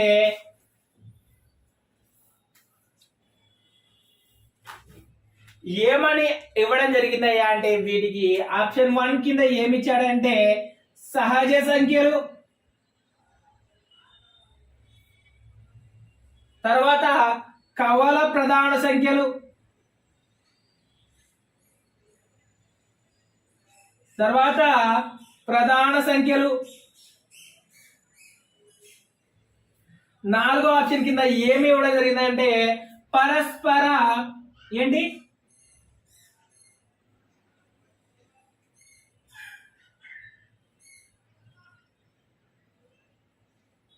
పరస్పర వ్యతిరేక సంఖ్య, ఇవి ఇవ్వడం జరిగింది. దీనిలో మన కరెక్ట్ ఆన్సర్ ఏమవుతున్నాయి అంటే పరస్పర వ్యతిరేక సంఖ్యలు అనున్నది మనకు కరెక్ట్ ఆన్సర్ అవుతున్నది.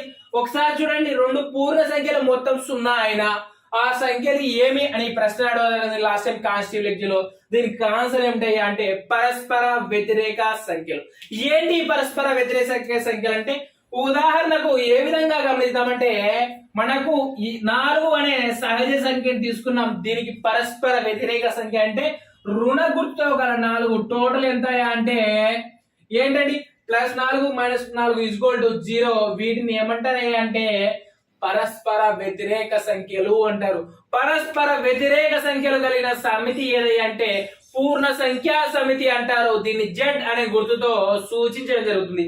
అయితే పూర్ణ సంఖ్యా సమితి యొక్క ప్రధానంగా కొన్ని ముఖ్య పాయింట్స్ ఇచ్చాడు 7th class new text book లో.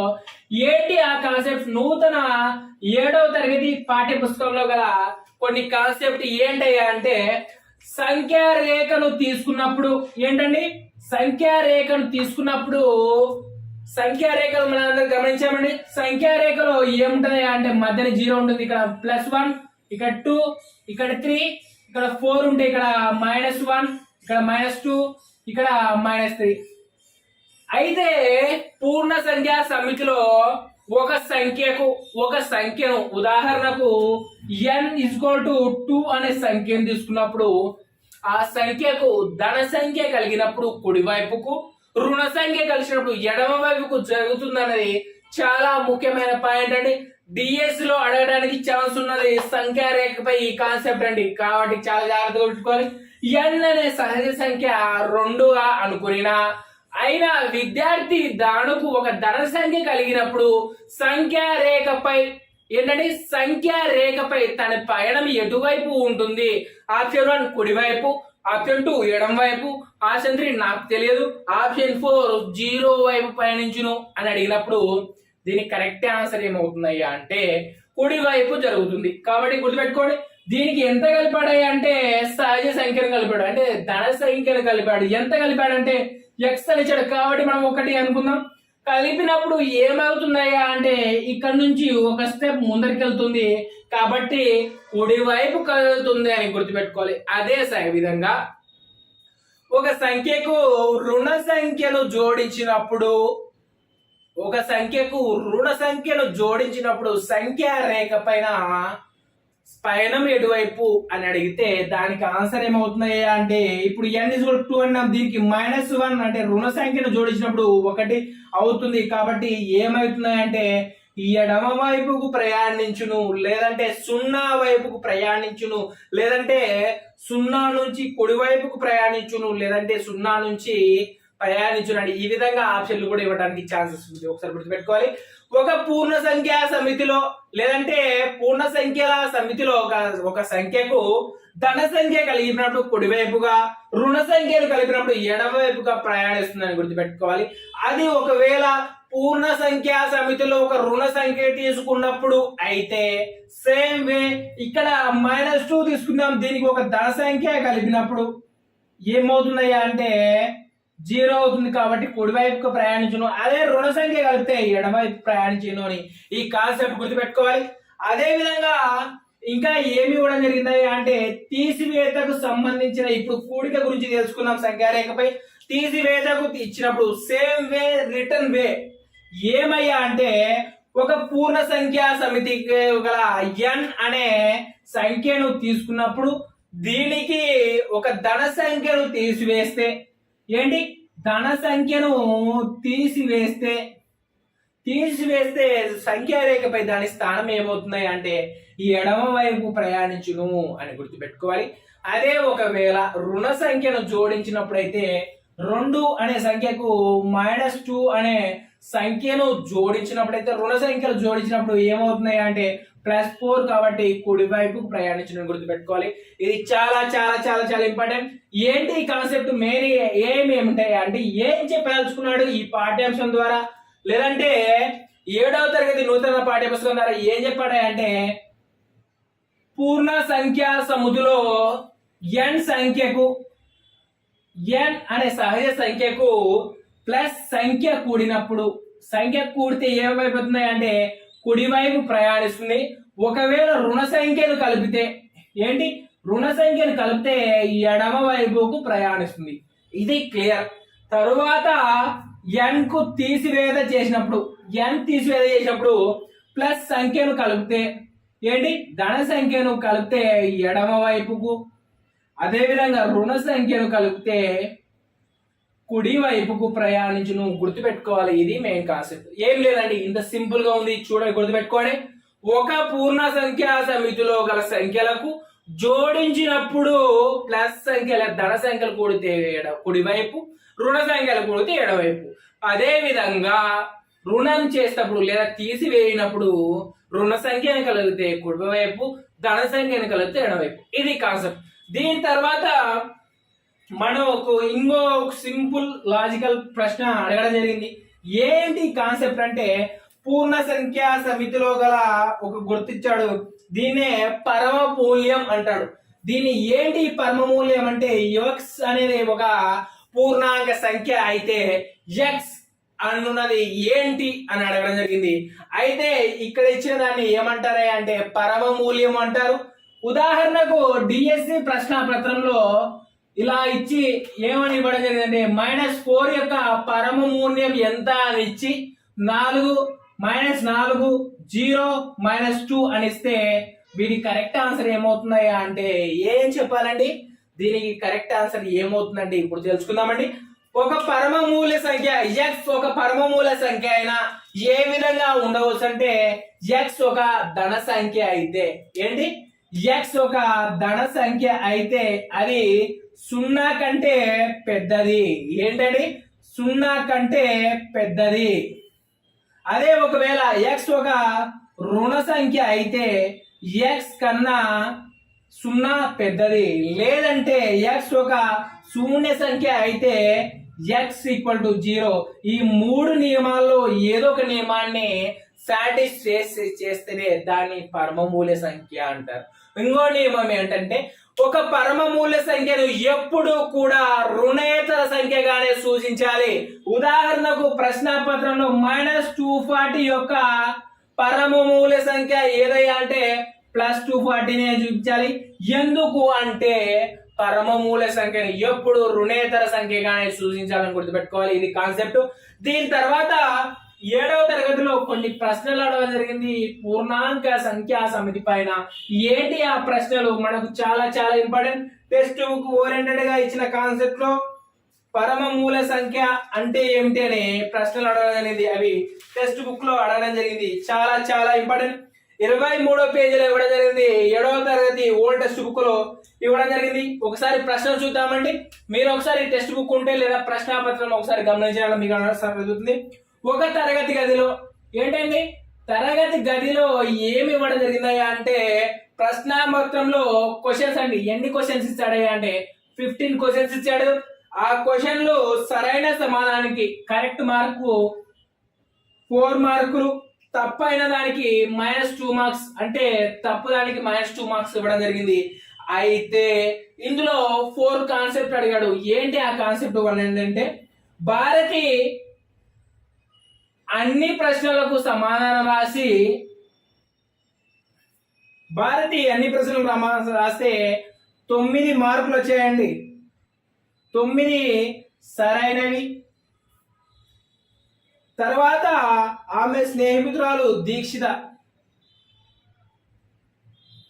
5 ప్రశ్నలకు జవాబులు రాయగా అన్ని సరైనవి. ఏంటి 5 ప్రశ్నలు రాయాల్సింది 5 సరైనవి.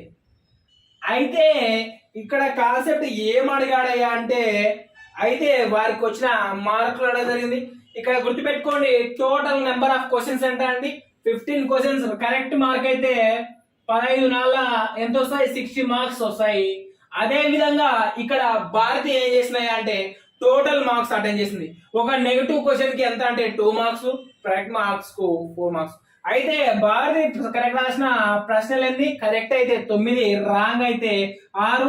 9 నాళ్ళ 36 మార్కులు వచ్చాయి. తర్వాత 6 12 మార్కులు వచ్చాయి. ఏంటయ్యా డిఫరెన్స్ అంటే 24 మార్క్స్ గెయిన్ బై భారతి. భారతికి వచ్చిన మార్కుల సంఖ్య 24. దీక్షిత ఏం చేసింది అంటే 5 ప్రశ్నలు రావడం జరిగింది. అవి కూడా అన్ని కరెక్టే. అంటే తప్పు సమాధానానికి ఏమి రాయలేదు కాబట్టి 5 × 4 = 20 మార్క్స్ తెచ్చుకుంది ఎవరయ్యా అంటే దీక్షిత. దీన్ని బట్టి ఎవరు ఎక్కువ మార్కులు తెచ్చుకున్నారయ్యా అంటే భారతి అని కరెక్ట్ సమాధానం వస్తున్నాయి. రెండో ప్రశ్న గమనించినట్లయితే ఏంటి అయ్యా అంటే ఒక సిమెంట్ కంపెనీ ఏం చేయడం జరిగిందయ్యా అంటే సిమెంట్ కంపెనీ వారి గురించి ఇవ్వడం జరిగింది. ఏంటి సిమెంట్ కంపెనీ ఇచ్చిన క్వశ్చన్ ఏమిటయ్యా అంటే ఒకసారి ప్రశ్న చూద్దామండి. సిమెంట్ కంపెనీ ఒక్కొక్క తెల్ల సిమెంట్ వైట్ సిమెంట్ అండి తెల్ల బస్తాపై 9 రూపాయలు గెయిన్ లాభం అండి. అదే విధంగా బూడిద రంగుపై 5 రూపాయలు నష్టము అని తెలియజేయడం జరిగింది. అయితే అతనికి చొప్పిన అమ్మింది. ఒక నెలలో కింద ప్రశ్నలు అడగడం జరిగిందండి. ఒక నెలలో 1 మంత్ లో ఏం అమ్మడం జరిగింది అంటే 7,000 బస్తాలు వైట్, అదే విధంగా 6,000 బస్తాలు గ్రే అమ్మిన. ఆ నెలలో పొందిన లాభమా నష్టమా అడిగాడండి. లాభమా నష్టమా అడిగాడు. ఇది ప్రశ్న సాల్వేషన్ చేద్దాం. రెండో ప్రశ్న ఏమడిగాడంటే 5,400 బస్తాలు గ్రే, అమ్మిన ఎటువంటి లాభం కానీ నష్టము కానీ రాకూడదంటే ఎన్ని బస్తాల వైట్ సిమెంట్ అడగడం జరిగింది. ఇది ప్రశ్న అండి. ఇవి ఎలా సాల్వేషన్ చేద్దాం ఇప్పుడు ఒకసారి గమనిద్దామండి. క్వశ్చన్ లో ఏమి ఇచ్చాడంటే ఒక వైట్ బస్తా సిమెంట్ అమ్మడం ద్వారా 9 రూపాయల లాభం, అదే విధంగా బూడిద రంగు బస్తా అమ్మడం ద్వారా 5 రూపీస్ నష్టం అనేది. అయితే మొదటి నెలలో 7,000 బస్తాలండి వైట్ సిమెంట్ అమ్మడం జరిగింది. అయితే లాభం కాబట్టి 9తో వేసుకున్నాం. అదే విధంగా నష్టం కాబట్టి ఏ విధంగా చేయాలంటే 6,000 బస్తాలు ఇంటూ 5. 6,000 బస్తాలు అంటే 3,000 రూపాయలు నష్టం వస్తుంది. తర్వాత 7,903 అంటే 63,000, 6,300 లాభం వస్తుంది. గుర్తుపెట్టుకోవాలి. ఇది లెక్క. 30,000 లాభం, 30,000 నష్టము, 63,000 లాభం వచ్చినప్పుడు తీసివేస్తే ఎంత వస్తున్నాయి అంటే 33,000 రూపాయలు లాభంతో ఫస్ట్ మంత్ నడిచినట్లయితే 1,400 గ్రే బస్తాలు అమ్మినప్పుడు అటువంటి లాభము కానీ నష్టము కానీ లేకుండా తెల్ల బస్తాలు ఎన్ని అనడం జరిగింది. దీన్ని తక్కువ బై ఎక్కువ అనే సూత్రం ఉపయోగించి చేయడం జరుగుతుందని. ఏంటి అంటే 5,400 బస్తాలు ఇంటూ 5 రూపాయల నష్టం. అదే విధంగా ఎంత లాభం అయ్యా అంటే ఎక్స్ ఇంటూ 9 రూపాయలు. దీన్ని చేసినట్టు వాళ్ళకి ఈజీగా సమాధానం వస్తుందండి. 9 కట్ల 9 6 600 బస్తాలు, 6,5 30. కాబట్టి 3,000 బస్తాలు తెల్ల సిమెంట్ అమ్మడం ద్వారా ఎటువంటి లాభము కానీ నష్టము కానీ సిమెంట్ కంపెనీకి రాదని గుర్తుపెట్టుకోవాలి. మనకు తర్వాత ఇచ్చిన క్వశ్చన్ ఏమి ఇచ్చాడయ్యా అంటే గమనిద్దామండి.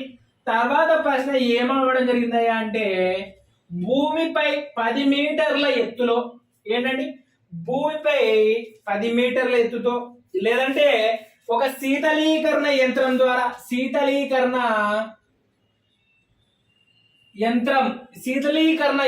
ద్వారా ఉపయోగించి ఏం చేస్తాడయ్యా అంటే గది ఉష్ణోగ్రత ఎంత ఉందయ్యా అంటే 40 డిగ్రీస్ ఉందండి. ప్రతి ఒక్క 5 నిమిషాలకు లేదంటే ప్రతి గంటకు 5 డిగ్రీలు మైనస్ చేయడం జరుగుతుంది. అంటే శీతలీకరణ యంత్రం ఏం చేస్తుంది అంటే ప్రతి గంట సమయానికి 5 డిగ్రీల డిక్రీజన్ అంటే తగ్గించుకుంటూ వస్తుంది. అయితే 12 గంటల తరువాత గది ఉష్ణోగ్రత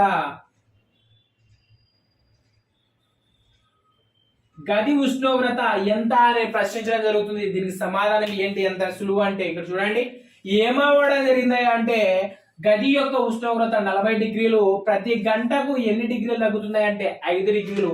12 ఇంటూ 5 ఎంత అండి 60 డిగ్రీల మైనస్. అయితే ఇక్కడ ఏమవడం జరిగిందయ్యా అంటే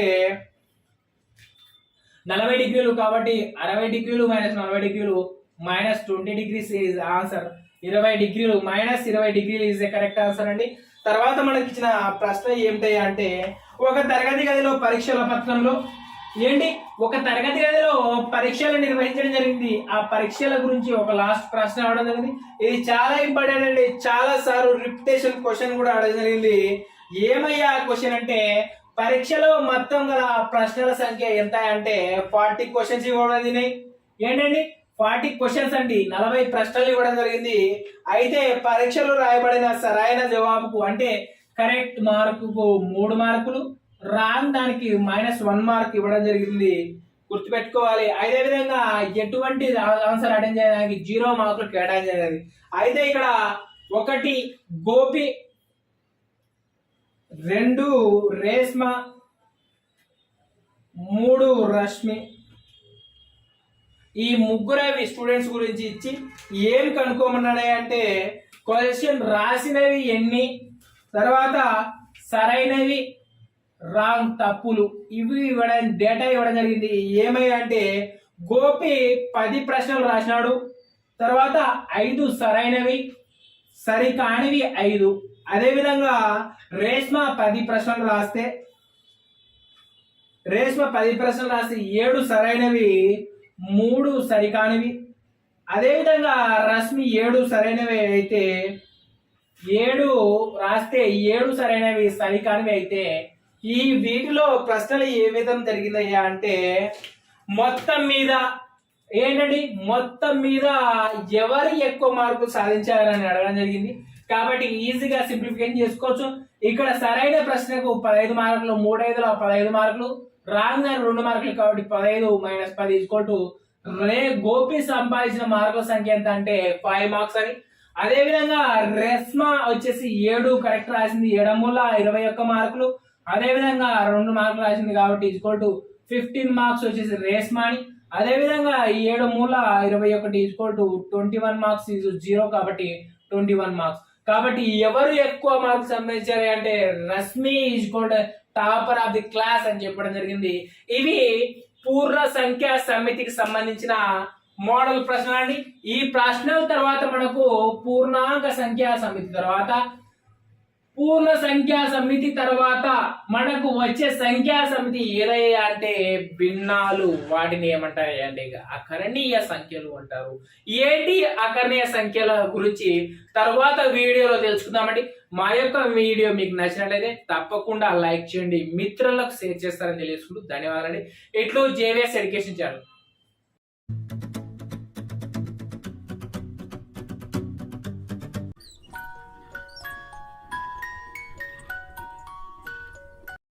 welcome to JVS education channel అండి. మీరు మా యూట్యూబ్ ఛానల్ మొదటిసారి చూస్తున్నారా అయితే తప్పకుండా సబ్స్క్రైబ్ చేయండి. అదే విధంగా మీ కాంపిటేటివ్ లెవెల్ పెంచుకోవాలనుకుంటున్నారా అయితే మా జేవిఎస్ ఎడ్యుకేషన్ ఛానల్ టెలిగ్రామ్ లో జాయిన్ అయ్యి డైలీ జరిగే క్విజ్ పోటీలో పాల్గొని మీ అభ్యసన సామర్థ్యాన్ని పెంచుకుంటారని తెలియజేస్తూ ఈ రోజు మరో ముఖ్యమైన అర్థమెటిక్ టాపిక్ లోని భాజనీయత సూత్రాలు అనే కాన్సెప్ట్ గురించి తెలియజేస్తున్నామండి. ఏంటి భాజనీయత సూత్రాలు అంటే ఒక సంఖ్యను భాగాహారం చేయకుండా ఆ సంఖ్య ఏ సంఖ్యతోటి లేదా ఏ అంకెతోటి నిశ్శేషంగా భాగించబడుతుందో చెప్పడాన్నే భాజనీయత సూత్రాలు అంటారు. అంటే ఒక సంఖ్య చూడగానే ఇది ఏ సంఖ్యతో పోతుంది. ఒక ఉదాహరణ గమనించినట్లయితే 2764 2 అను సంఖ్య ఏ సంఖ్యతో నిశ్శేషంగా భాగించబడుతుందంటే చూడగానే చెప్పాలంటే ఇంత పెద్ద నెంబర్ ఏ సంఖ్యతో భాగానం చేయబడుతున్నాయి అంటే చెప్పడం చాలా కష్టమని కొన్ని నియమిత నియమాలు నేర్చుకున్నట్లయితే ఈ సంఖ్య ఏమిటితో పోతున్నాయి అంటే చివరి స్థానంలో 2తో ఉంది కాబట్టి ఇది సరి సంఖ్య కాబట్టి 2తో నిశ్శేషంగా భాగించబడుతుందని. అదేవిధంగా చివరన 42 ఉంది.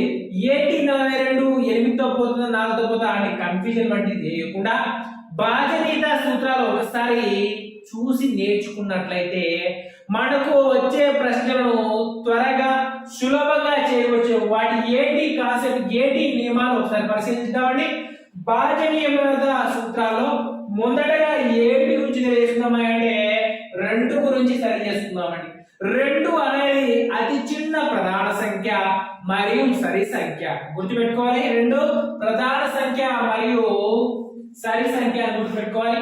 2 యొక్క భాజనీయత ఏ సంఖ్య 2 భాగించాలంటే చివరి స్థానంలో 2 కానీ 4 కానీ 6 కానీ 8 కానీ ఉండాలి. లేదా చివరి స్థానంలో 0 అను అంకె ఉండినా కూడా అది 2చే నిశ్శేషంగా భాగించబడుతుంది. ఒక ఉదాహరణ గమనిద్దామండి. 476 అను సంఖ్య 2చే నిశ్శేషంగా భాగించబడుతుందా లేదా అని గమనించినప్పుడు 2తో నిశ్శేషంగా భాగించబడుతుంది. ఎందుకు అంటే 6 అనున్నది ఒక సరి సంఖ్య కాబట్టి. ఉదాహరణకి ఈ సంఖ్య చూద్దాం. 2 4 2 3 6 216 కాబట్టి ఇది 2చే నిశ్శేషంగా భాగించబడుతుందని తెలుసుకోవచ్చు. అదే విధంగా 4 7 6 8 4 0 2 అనున్నది 2చే నిశ్శేషంగా భాగించబడుతుంది అంటే భాగించబడుతుంది. చివరి స్థానంలో 2 ఉంది కాబట్టి ఈ సంఖ్య కూడా 2చే నిశ్శేషంగా భాగించబడుతుందని గుర్తుపెట్టుకోవాలి. తర్వాత 2 తర్వాత మనకు ఇంకో సులభమైన నెంబర్ ఉంది. అది ఏంటయ్యా అంటే 10. 2 తర్వాత మనకు 10 యొక్క భాజనీయత సూత్రాన్ని పరిశీలించినట్లయితే ఏ సంఖ్యలను 10 భాగిస్తున్నాయి అంటే చివరి స్థానంలో ఏంటంటే 2 5 ఈ సంఖ్య యొక్క చివరి స్థానంలో 1ల స్థానంలో 0 ఉన్నట్లయితే ఏంటి 0 ఉన్నట్లయితే ఆ సంఖ్య 10చే నిశ్శేషంగా భాగించబడుతుందని గుర్తుపెట్టుకోవాలి. 0 తప్ప ఇతర సంఖ్య ఉన్న 10చే భాగించబడదని సులువుగా గుర్తుపెట్టుకోవచ్చండి. అదే 10 తర్వాత ఏంటి 10 తర్వాత మనకు ఒకవేళ 5 యొక్క బాధ్యత సూత్రం చూసినట్లయితే ఒక సంఖ్య యొక్క చివరి స్థానంలో ఏంటి ఒక సంఖ్య యొక్క చివరి స్థానంలో 5 కానీ లేదంటే 0 కానీ ఈ రెండు ఉండినట్లయితే ఆ సంఖ్యలు 5 చేత నిశ్శేషంగా భాగించబడతాయని గుర్తుపెట్టుకొని ఒకసారి ఈ సంఖ్య పరిశీలిద్దాం.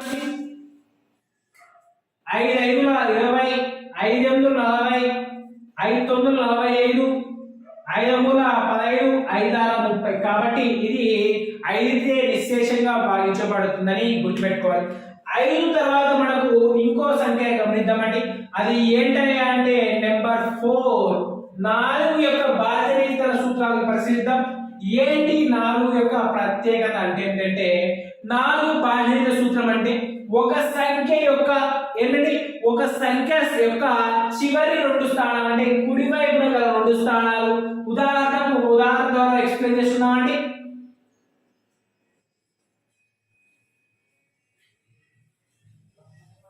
ఈ సంఖ్య ఇచ్చాడు, ఇది 4తో భాగించబడుతుందా లేదా అని గమనించాలంటే చివరిగా గల 2 సంఖ్యలు చివరి కుడివైపున గల 2 సంఖ్యలు 4 చే నిశ్శేషంగా భాగించబడాలి. లేదంటే చివరి యొక్క 2 స్థానాల్లో 2 సున్నాలు ఉన్నా కూడా ఆ సంఖ్య 4 చే నిశ్శేషంగా భాగించబడుతుంది అని తెలియజేయడం. ఒకసారి ఈ సంఖ్య చూద్దామండి. 6 4 24, 4 16, 4 0 0. కాబట్టి ఇది 4 చే నిశ్శేషంగా భాగించబడుతుందని ఉదాహరణ గుర్తుపెట్టుకోవాలి. చివరి 2 స్థానాలు కానీ లేదంటే చివరిగా 2 సున్నాలు ఉన్న 4 చే నిశ్శేషంగా భాగించబడుతుందని గుర్తుపెట్టుకోవాలి. అయితే ఇది ఇలా గుర్తుపెట్టుకుంటున్నాం. ఏ విధంగా ప్రశ్నలు అడుగుతారంటే ఒకసారి చూద్దామండి. ఒక ప్రశ్న పత్రంలో ఏ విధంగా అడిగాడంటే ఒక సంఖ్య ఇచ్చి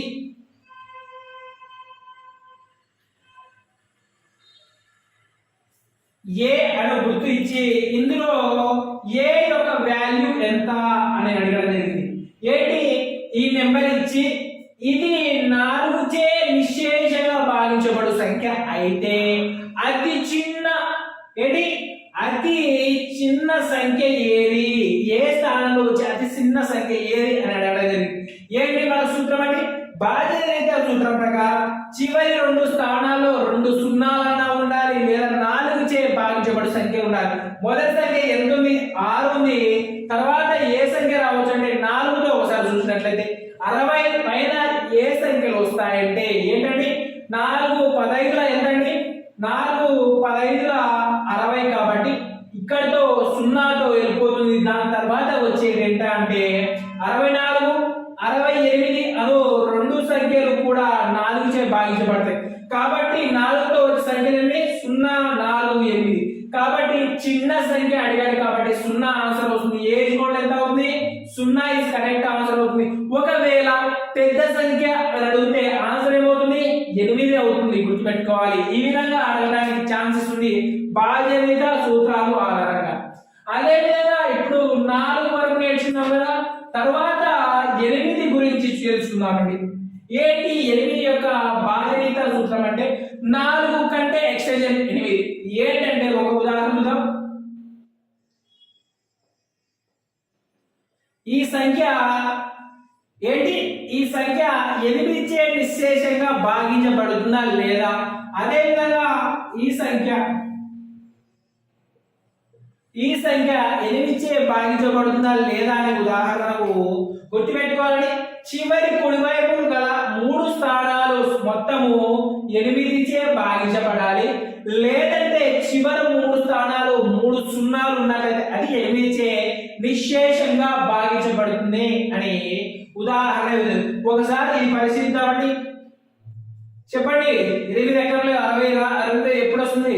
864. కాబట్టి 8 ఏళ్ళ ఏంటండి 756 6 864 8 ఎకరాలు 8 2 సున్నాలతో పోతుంది. కాబట్టి ఇది 8 చే నిశ్శేషంగా భాగించబడుతుందని గుర్తుపెట్టుకోవాలి. అదే విధంగా ఈ చివరి సంఖ్య 8 చే భాగించబడుతుందా అంటే 8 మూల 24, 8 46 పోదు కాబట్టి ఎంత అయిందండి? 8 గట్ల 8 మూల 24, 8 4 36 కాబట్టి పోదు 46 అన్నది పోదు కాబట్టి ఈ సంఖ్య 8చే నిశ్శేషంగా భాగించబడదు అని గుర్తుపెట్టుకోవాలి. ఇది అండి చివరి 3 స్థానాలు 8చే నిశ్శేషంగా భాగించబడాలి లేదా చివరి 3 స్థానాలు 8చే నిశ్శేషంగా భాగించబడాలి అంటే ఆ సంఖ్య 8చే భాగించబడుతుంది అనే ఉదాహరణ ఇవ్వడం జరిగింది. సరే, తరువాత మనకు ప్రధాన గల మరో సంఖ్య ఏటయ్యా అంటే ఇది చాలా చాలా ఇంపార్టెంట్ ప్రశ్నలు ఎక్కువగా పడే బాధ్యత సూత్ర సంఖ్య ఏది అంటే 3 అండి. ఏంటి 3 కాన్సెప్ట్ అంటే ఒక ఉదాహరణ గమనిద్దామండి. ఇలా ఇచ్చి ఈ సంఖ్య 3చే నిశ్శేషంగా భాగించబడినట్లయితే ఏంటండి 3చే నిశ్శేషంగా భాగించబడినట్లయితే d యొక్క విలువ అల్ప సంఖ్య, d యొక్క విలువ చిన్న సంఖ్య, d స్థానంలో ఉన్న చిన్న సంఖ్య ఏంటండి d స్థానంలో ఉన్న చిన్న సంఖ్య ఏది అని అడిగినప్పుడు ఒకవేళ దీన్ని ఏమవుతుందయ్యా అంటే గమనిద్దామండి. ఒకసారి ఏం చేయాలంటే సంఖ్యల మొత్తాన్ని కూడి వచ్చిన సంఖ్య 3చే భాగించబడాలి. ఇక్కడ ఎంతండి 6 4 10, 7 8 2 10, 5 12, 12 అంటే ఎంతండి 32 రావడం జరిగింది. ఈ 32 3తో పోతుందా? పోదు కాబట్టి దీనికి ఏ సంఖ్యలు కలిగితే 3తో పోతుంది గమనిద్దామండి. దీనికి 1 కలిపితే 33 3తో పోతుంది, 36 పోతుంది, 39 పోతుంది. ఇవి 3తో పోయే సంఖ్యలు కాబట్టి ఇక్కడ 33 మనకు దగ్గరలో ఉంది. ఇక్కడ ఏమైనా చిన్న సంఖ్య కాబట్టి 1 కలిపినట్లయితే అది నిశ్శేషంగా భాగించబడుతుంది. ఒకవేళ 36 కావాలంటే ఇక్కడ 4 ఉంది కాబట్టి 4 కానీ ఇక్కడ 39 కాబట్టి 2 కాబట్టి 7 కానీ ఈ 3 సంఖ్యలను d స్థానంలో పెట్టినట్లయితే అది నిశ్శేషంగా భాగించబడుతుంది. ఒకవేళ చిన్న సంఖ్య బదులు పెద్ద సంఖ్య అడిగితే దానికి ఆన్సర్ ఏమవుతుంది? 7 అనున్నది సరైన సమాధానం అవుతుంది. కాబట్టి 3 యొక్క భాగనీత సూత్రం ఏంటంటే సంఖ్యల యొక్క మొత్తం విలువను 3చే నిశ్శేషంగా భాగించినప్పుడు ఆ సంఖ్య అనేది 3చే నిశ్శేషంగా భాగించబడుతుంది అని గుర్తు పెట్టుకోవాలండి. తర్వాత 3ను పోలే విధంగా ఇంకో నెంబర్ ఉంది. అది ఏంటయ్యా అంటే 9. ఏంటి 9 కాన్సెప్ట్ కూడా ఏంటయ్యా అంటే సేమ్ టు సేమ్ ఒక లెక్క యొక్క ఉదాహరణ గమనిద్దామండి. ఏమి ఇచ్చాడంటే ఇలా ఇచ్చి ఈ సంఖ్య 9చే నిశ్శేషంగా భాగించబడాలి అంటే x స్థానంలో ఉండవలసిన అతి చిన్న సంఖ్య ఏది అని అడిగినప్పుడు ఏంటంటే ఈ సంఖ్య ఇచ్చేసి ఈ సంఖ్యలో x స్థానంలో ఉండవలసిన సంఖ్య ఏది అని అడిగినప్పుడు మనం ఏం చేస్తామంటే 9 కూడా సంఖ్యల యొక్క మొత్తాన్ని కనుగొని వాటిని ఏం చేయాలి అంటే 9తో భాగించాలి. ఇక్కడ గమనించాలండి ఇది 10, తర్వాత ఇది 16, 7 ఎంతండి 23, 26, 28 ఒక ప్లస్ ఎంత 38 9తో పోతుందా 9 4 36 కాబట్టి 36 తర్వాత ఎంత వస్తుంది +2 కు ఎంత కలిపితే 9తో నిశ్శేషంగా భాగించబడుతుందండి. ఒకవేళ +2 కు 7 కలిపినట్లయితే నిశ్శేషంగా భాగించబడుతుంది. కాబట్టి x స్థానంలో ఉండవలసిన సంఖ్య ఎంత 7 అని గుర్తుపెట్టుకోవాలి. ఈ విధంగా భాజనీత నియమాలు ఉపయోగించి వాటి స్థానంలో ఉండవలసిన సంఖ్యను గుర్తించడం జరుగుతుందని గుర్తుపెట్టుకోవాలి. తర్వాత మనకు ఏ విధంగా కాన్సెప్ట్ లో అడగడం జరిగిందయ్యా అంటే మనకు ఒక లెక్క చూద్దామండి. ఏమి ఇచ్చాడయ్యా అంటే 7 6 4 2 3 x y 2 3 అను సంఖ్య ఇచ్చి ఇక్కడ ఈ సంఖ్య 3చే నిశ్శేషంగా భాగించబడుతుంది. సంఖ్య 3చే నిశ్శేషంగా భాగించబడిన x, y స్థానాల విలువ మొత్తం ఎంత ఉండాలి అని అడిగినప్పుడు దానికి ఆన్సర్ ఏమవుతుందయ్యా అని ఒకసారి పరిశీలించినట్లయితే ఒకసారి 3 యొక్క భాజనీత సూత్రం ఏంటండి సంఖ్యల మొత్తము 3చే నిశ్శేషంగా భాగించబడితే ఆ సంఖ్య భాగాహారం పడుతుంది భాజనీతం చెందుతుంది అని చెప్పడం జరిగింది. ఒకసారి గమనిద్దామండి. 6 4 10 2 5 తర్వాత 5 10 తర్వాత 11 కాబట్టి 10 20 31 31 అనున్నది ఏమిటితో పోతున్నాయా అంటే 3తో పోతుందా? పోదు. కాబట్టి శేషం ఎంత మిగులుతుంది? 1. 1కి ఎంత పిలిచి కలిపినట్లయితే అది 3తో పోతుంది. 2 తర్వాత ఏంటంటే 2 తర్వాత మనకు 5 తర్వాత 8 కలిపినట్లయితే అదే 3 చే నిశ్శేషం భావించబడుతుంది. కాబట్టి x ప్లస్ y స్థానంలో గల విలువల మొత్తం ఎంత అంటే 2 కానీ 5 కానీ 8 కానీ ఉండాల్సి వస్తుంది. కాబట్టి ఆన్సర్ ఏమవుతుంది? 2. కాబట్టి xy స్థానాల విలువ మొత్తం ఎంత? 2 గా గుర్తించండి. ఒకవేళ పెద్ద విలువ అని అడిగినట్లయితే 8 వస్తుంది. కాబట్టి ఈ విధంగా బీజగణిత సూత్రాలను ఉపయోగించి లెక్కలు చేయడం జరుగుతుందని గుర్తుపెట్టుకోవాలి. అయితే మనకు బీజగణిత సూత్రాల్లో ప్రధానంగా మరికొన్ని సంఖ్య యొక్క బీజగణిత సూత్రాలు లెక్కిద్దామండి. అవి తర్వాత ఉన్న కాన్సెప్ట్ ఏంటయ్యా అంటే ఒకవేళ 6 యొక్క బీజగణిత సూత్రాలు అంటే ఒకసారి చూడండి, ఇది ఒక నిశ్శేషంగా భావించబడు కారణాంకాలు కలిగిన సంఖ్య. దీని యొక్క ప్రధాన కారణాంకాలు ఏంటయ్యా అంటే 3 మరియు 2. కాబట్టి ఒక సంఖ్యను ప్రధాన కారణాంకాలుగా విభజించినప్పుడు ఆ కారణాంకాలచే నిశ్శేషంగా భాగించబడు సంఖ్య ఆ సంఖ్యతో కూడా నిశ్శేషంగా భాగించబడుతుంది అని గుర్తుపెట్టుకోవాలి.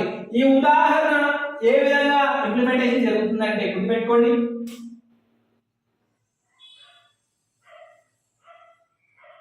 దీని యొక్క ఉదాహరణ లెక్క చూద్దామండి. ఏంటి అంటే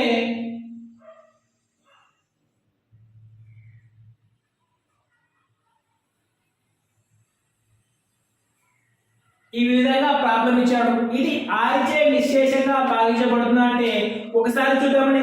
దీన్ని ఏమేమి చేయాలని చెప్పుకున్నాం ఇప్పుడు?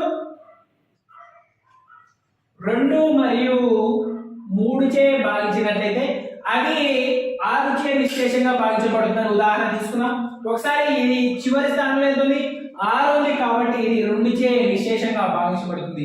అదే 3తో పోతుందా అంటే ఈ స్థానాల మొత్తం విలువ 3 చే భాగించబడాలి. కాబట్టి 2 6 8 8 1 7 15 15 2 17 17 1 8 25 25 1 7 30 ఎంత? 35. కాబట్టి ఇది 3 చే నిశ్శేషంగా భాగించబడదు. కాబట్టి ఇది 6 చే భాగించబడదు అని లెక్క పెట్టుకోవాలని. అదేవిధంగా ఇంకో ఉదాహరణ గమనిద్దామండి. ఇది 3 చే 6 2 చే నిశ్శేషంగా భాగించబడితే 6 చే భాగించబడుతుందా అనే దానికి దీనికి ఏం చేద్దామయ్యా అంటే లెక్కిద్దామని. చివరి స్థానంలో 6 కాబట్టి ఇది 2 చే భాగించబడుతుంది. 3తో అంటే గుణించండి.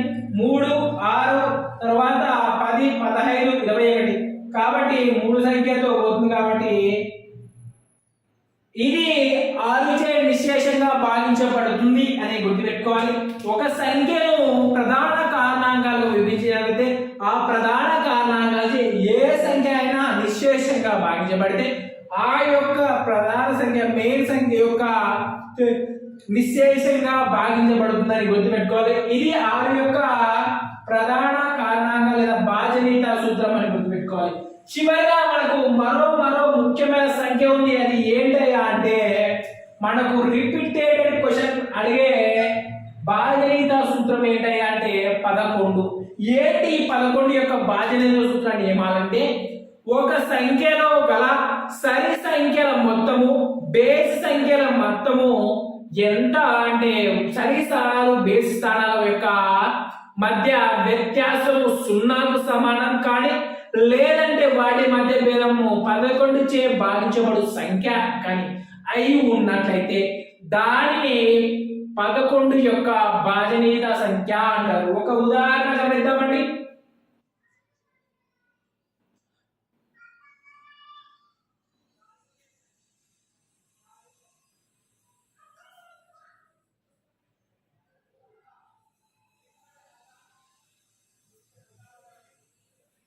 ఇలా సంఖ్య ఇచ్చాడు. ఇది 11 చే నిశ్శేషంగా భాగించబడుతుందా లేదా గమనిద్దామండి. ఒకసారి ఏం చెప్పండి? సరి స్థానాలు మరియు బేసి స్థానాలు గమనించినట్లయితే ఇవి బేసి స్థానాలు, ఇవి సరి స్థానాలు. వీటి యొక్క మొత్తం కనుక్కోవాలండి. 8 3 6 9 9 5 14 14 1 21. సరి స్థానాలు 8 5 13 8 16 21 21 ఒక 4 ఎంత అవుతుందండి 25. కాబట్టి రెండు సమానం కాలేదు. కాబట్టి వీటి యొక్క వ్యత్యాసం గమనించినట్లయితే 25 - 21 4. కాబట్టి ఇది 11 చే నిశ్శేషంగా భాగించబడదు అని గుర్తుపెట్టుకోవాలి. ఒకవేళ భాగించబడేటట్లయితే ఏ ఉండాలి అంటే ఇదే యొక్క సంఖ్య యొక్క చివరన ఏంటంటే చివరన ఎంత ఉండాలి అయ్యా అంటే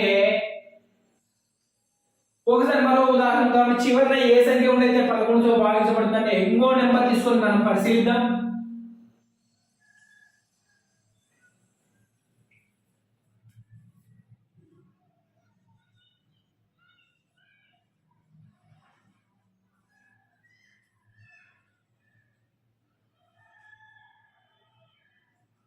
అను సంఖ్య ఇచ్చినాడు. ఇది 11 చే నిశ్శేషంగా భాగించబడుతుందా లేదా అని గమనించినట్లయితే సరి స్థానాల మొత్తము బేసి స్థానాల మొత్తము భేదాన్ని పరిశీలించినట్లయితే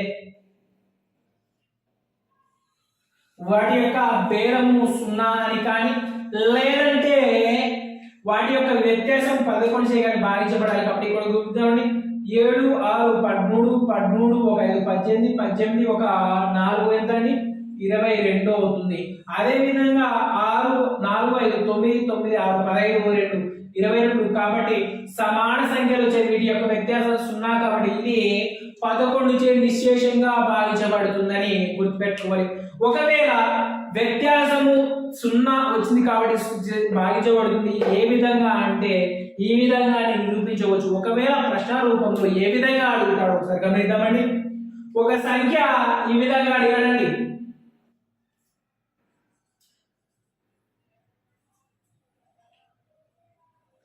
465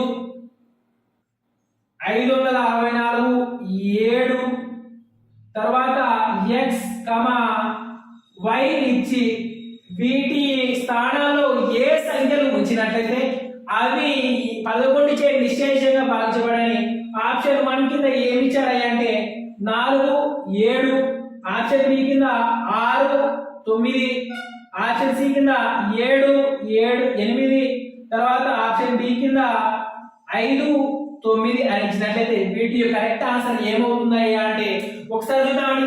ఈ నెంబర్ ఇచ్చాడు కదా, ఈ నెంబర్ 11 చే భాగించబడుతుందా లేదా అని గమనించాలండి. ఇది ఏం చేయాలి?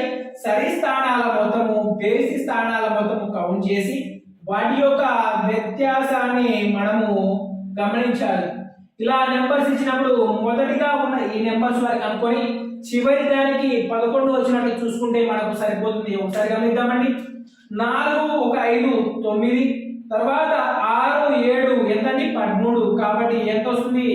22 వస్తుంది. అదే కింద గమనించిన 6 5 11 4, కాబట్టి 11. ఒకసారి గమనిద్దాం. 11 కాబట్టి x కాబట్టి 11 ఒక 4 ఎంత 15 ఒక 7 ఎంత అవుతుంది 22 అవుతుంది. కాబట్టి ఇది 11 చే నిశ్శేషంగా భావించబడు సంఖ్య. కాబట్టి చివరి స్థానాల్లో 11 వచ్చినది కరెక్ట్ ఆన్సర్ అవుతుంది. కాబట్టి 4 7 అన్నది మనకు కరెక్ట్ సమాధానం అవుతుందని గుర్తుపెట్టుకోవాలి. ఇవి 11 యొక్క భాజనీయత సూత్రాలు. తర్వాత మనకు కావాల్సిన నెంబర్స్ ఏంటయ్యా అంటే చివరిగా ఒకటి ఉంది. అది ఏ నెంబర్ అయ్యా అంటే 7 అండి. 7 నెంబర్ ప్రత్యేకత ఏంటంటే 7 ఒక ప్రధాన సంఖ్య కాబట్టి 7 ఒక ప్రధాన సంఖ్య కాబట్టి దీని యొక్క ప్రత్యేక నియమాల ఆధారంగా భాజనీయత సూత్రాలను కనుగొనాలండి. అది ఏంటయ్యా అంటే 7 ప్రత్యేకత ఏమిటంటే 2a 3b + c. 7 యొక్క భాజనీయత సూత్రం ఏంటంటే 2a + 3b + c అను రూపంలో 3 సంఖ్యలను తీసుకొని చేసినట్లయితే 7 యొక్క భాజనీయత సూత్రము వర్తిస్తుంది అని గుర్తుపెట్టుకోవాలి. ఏంటి ఈ కాన్సెప్ట్? దీని యొక్క ఉదాహరణ గమనించినట్లయితే ఉదాహరణ గమనించినట్లయితే ఈ విధంగా ఉదాహరణ కాన్సెప్ట్ అంటే ఒక ఉదాహరణ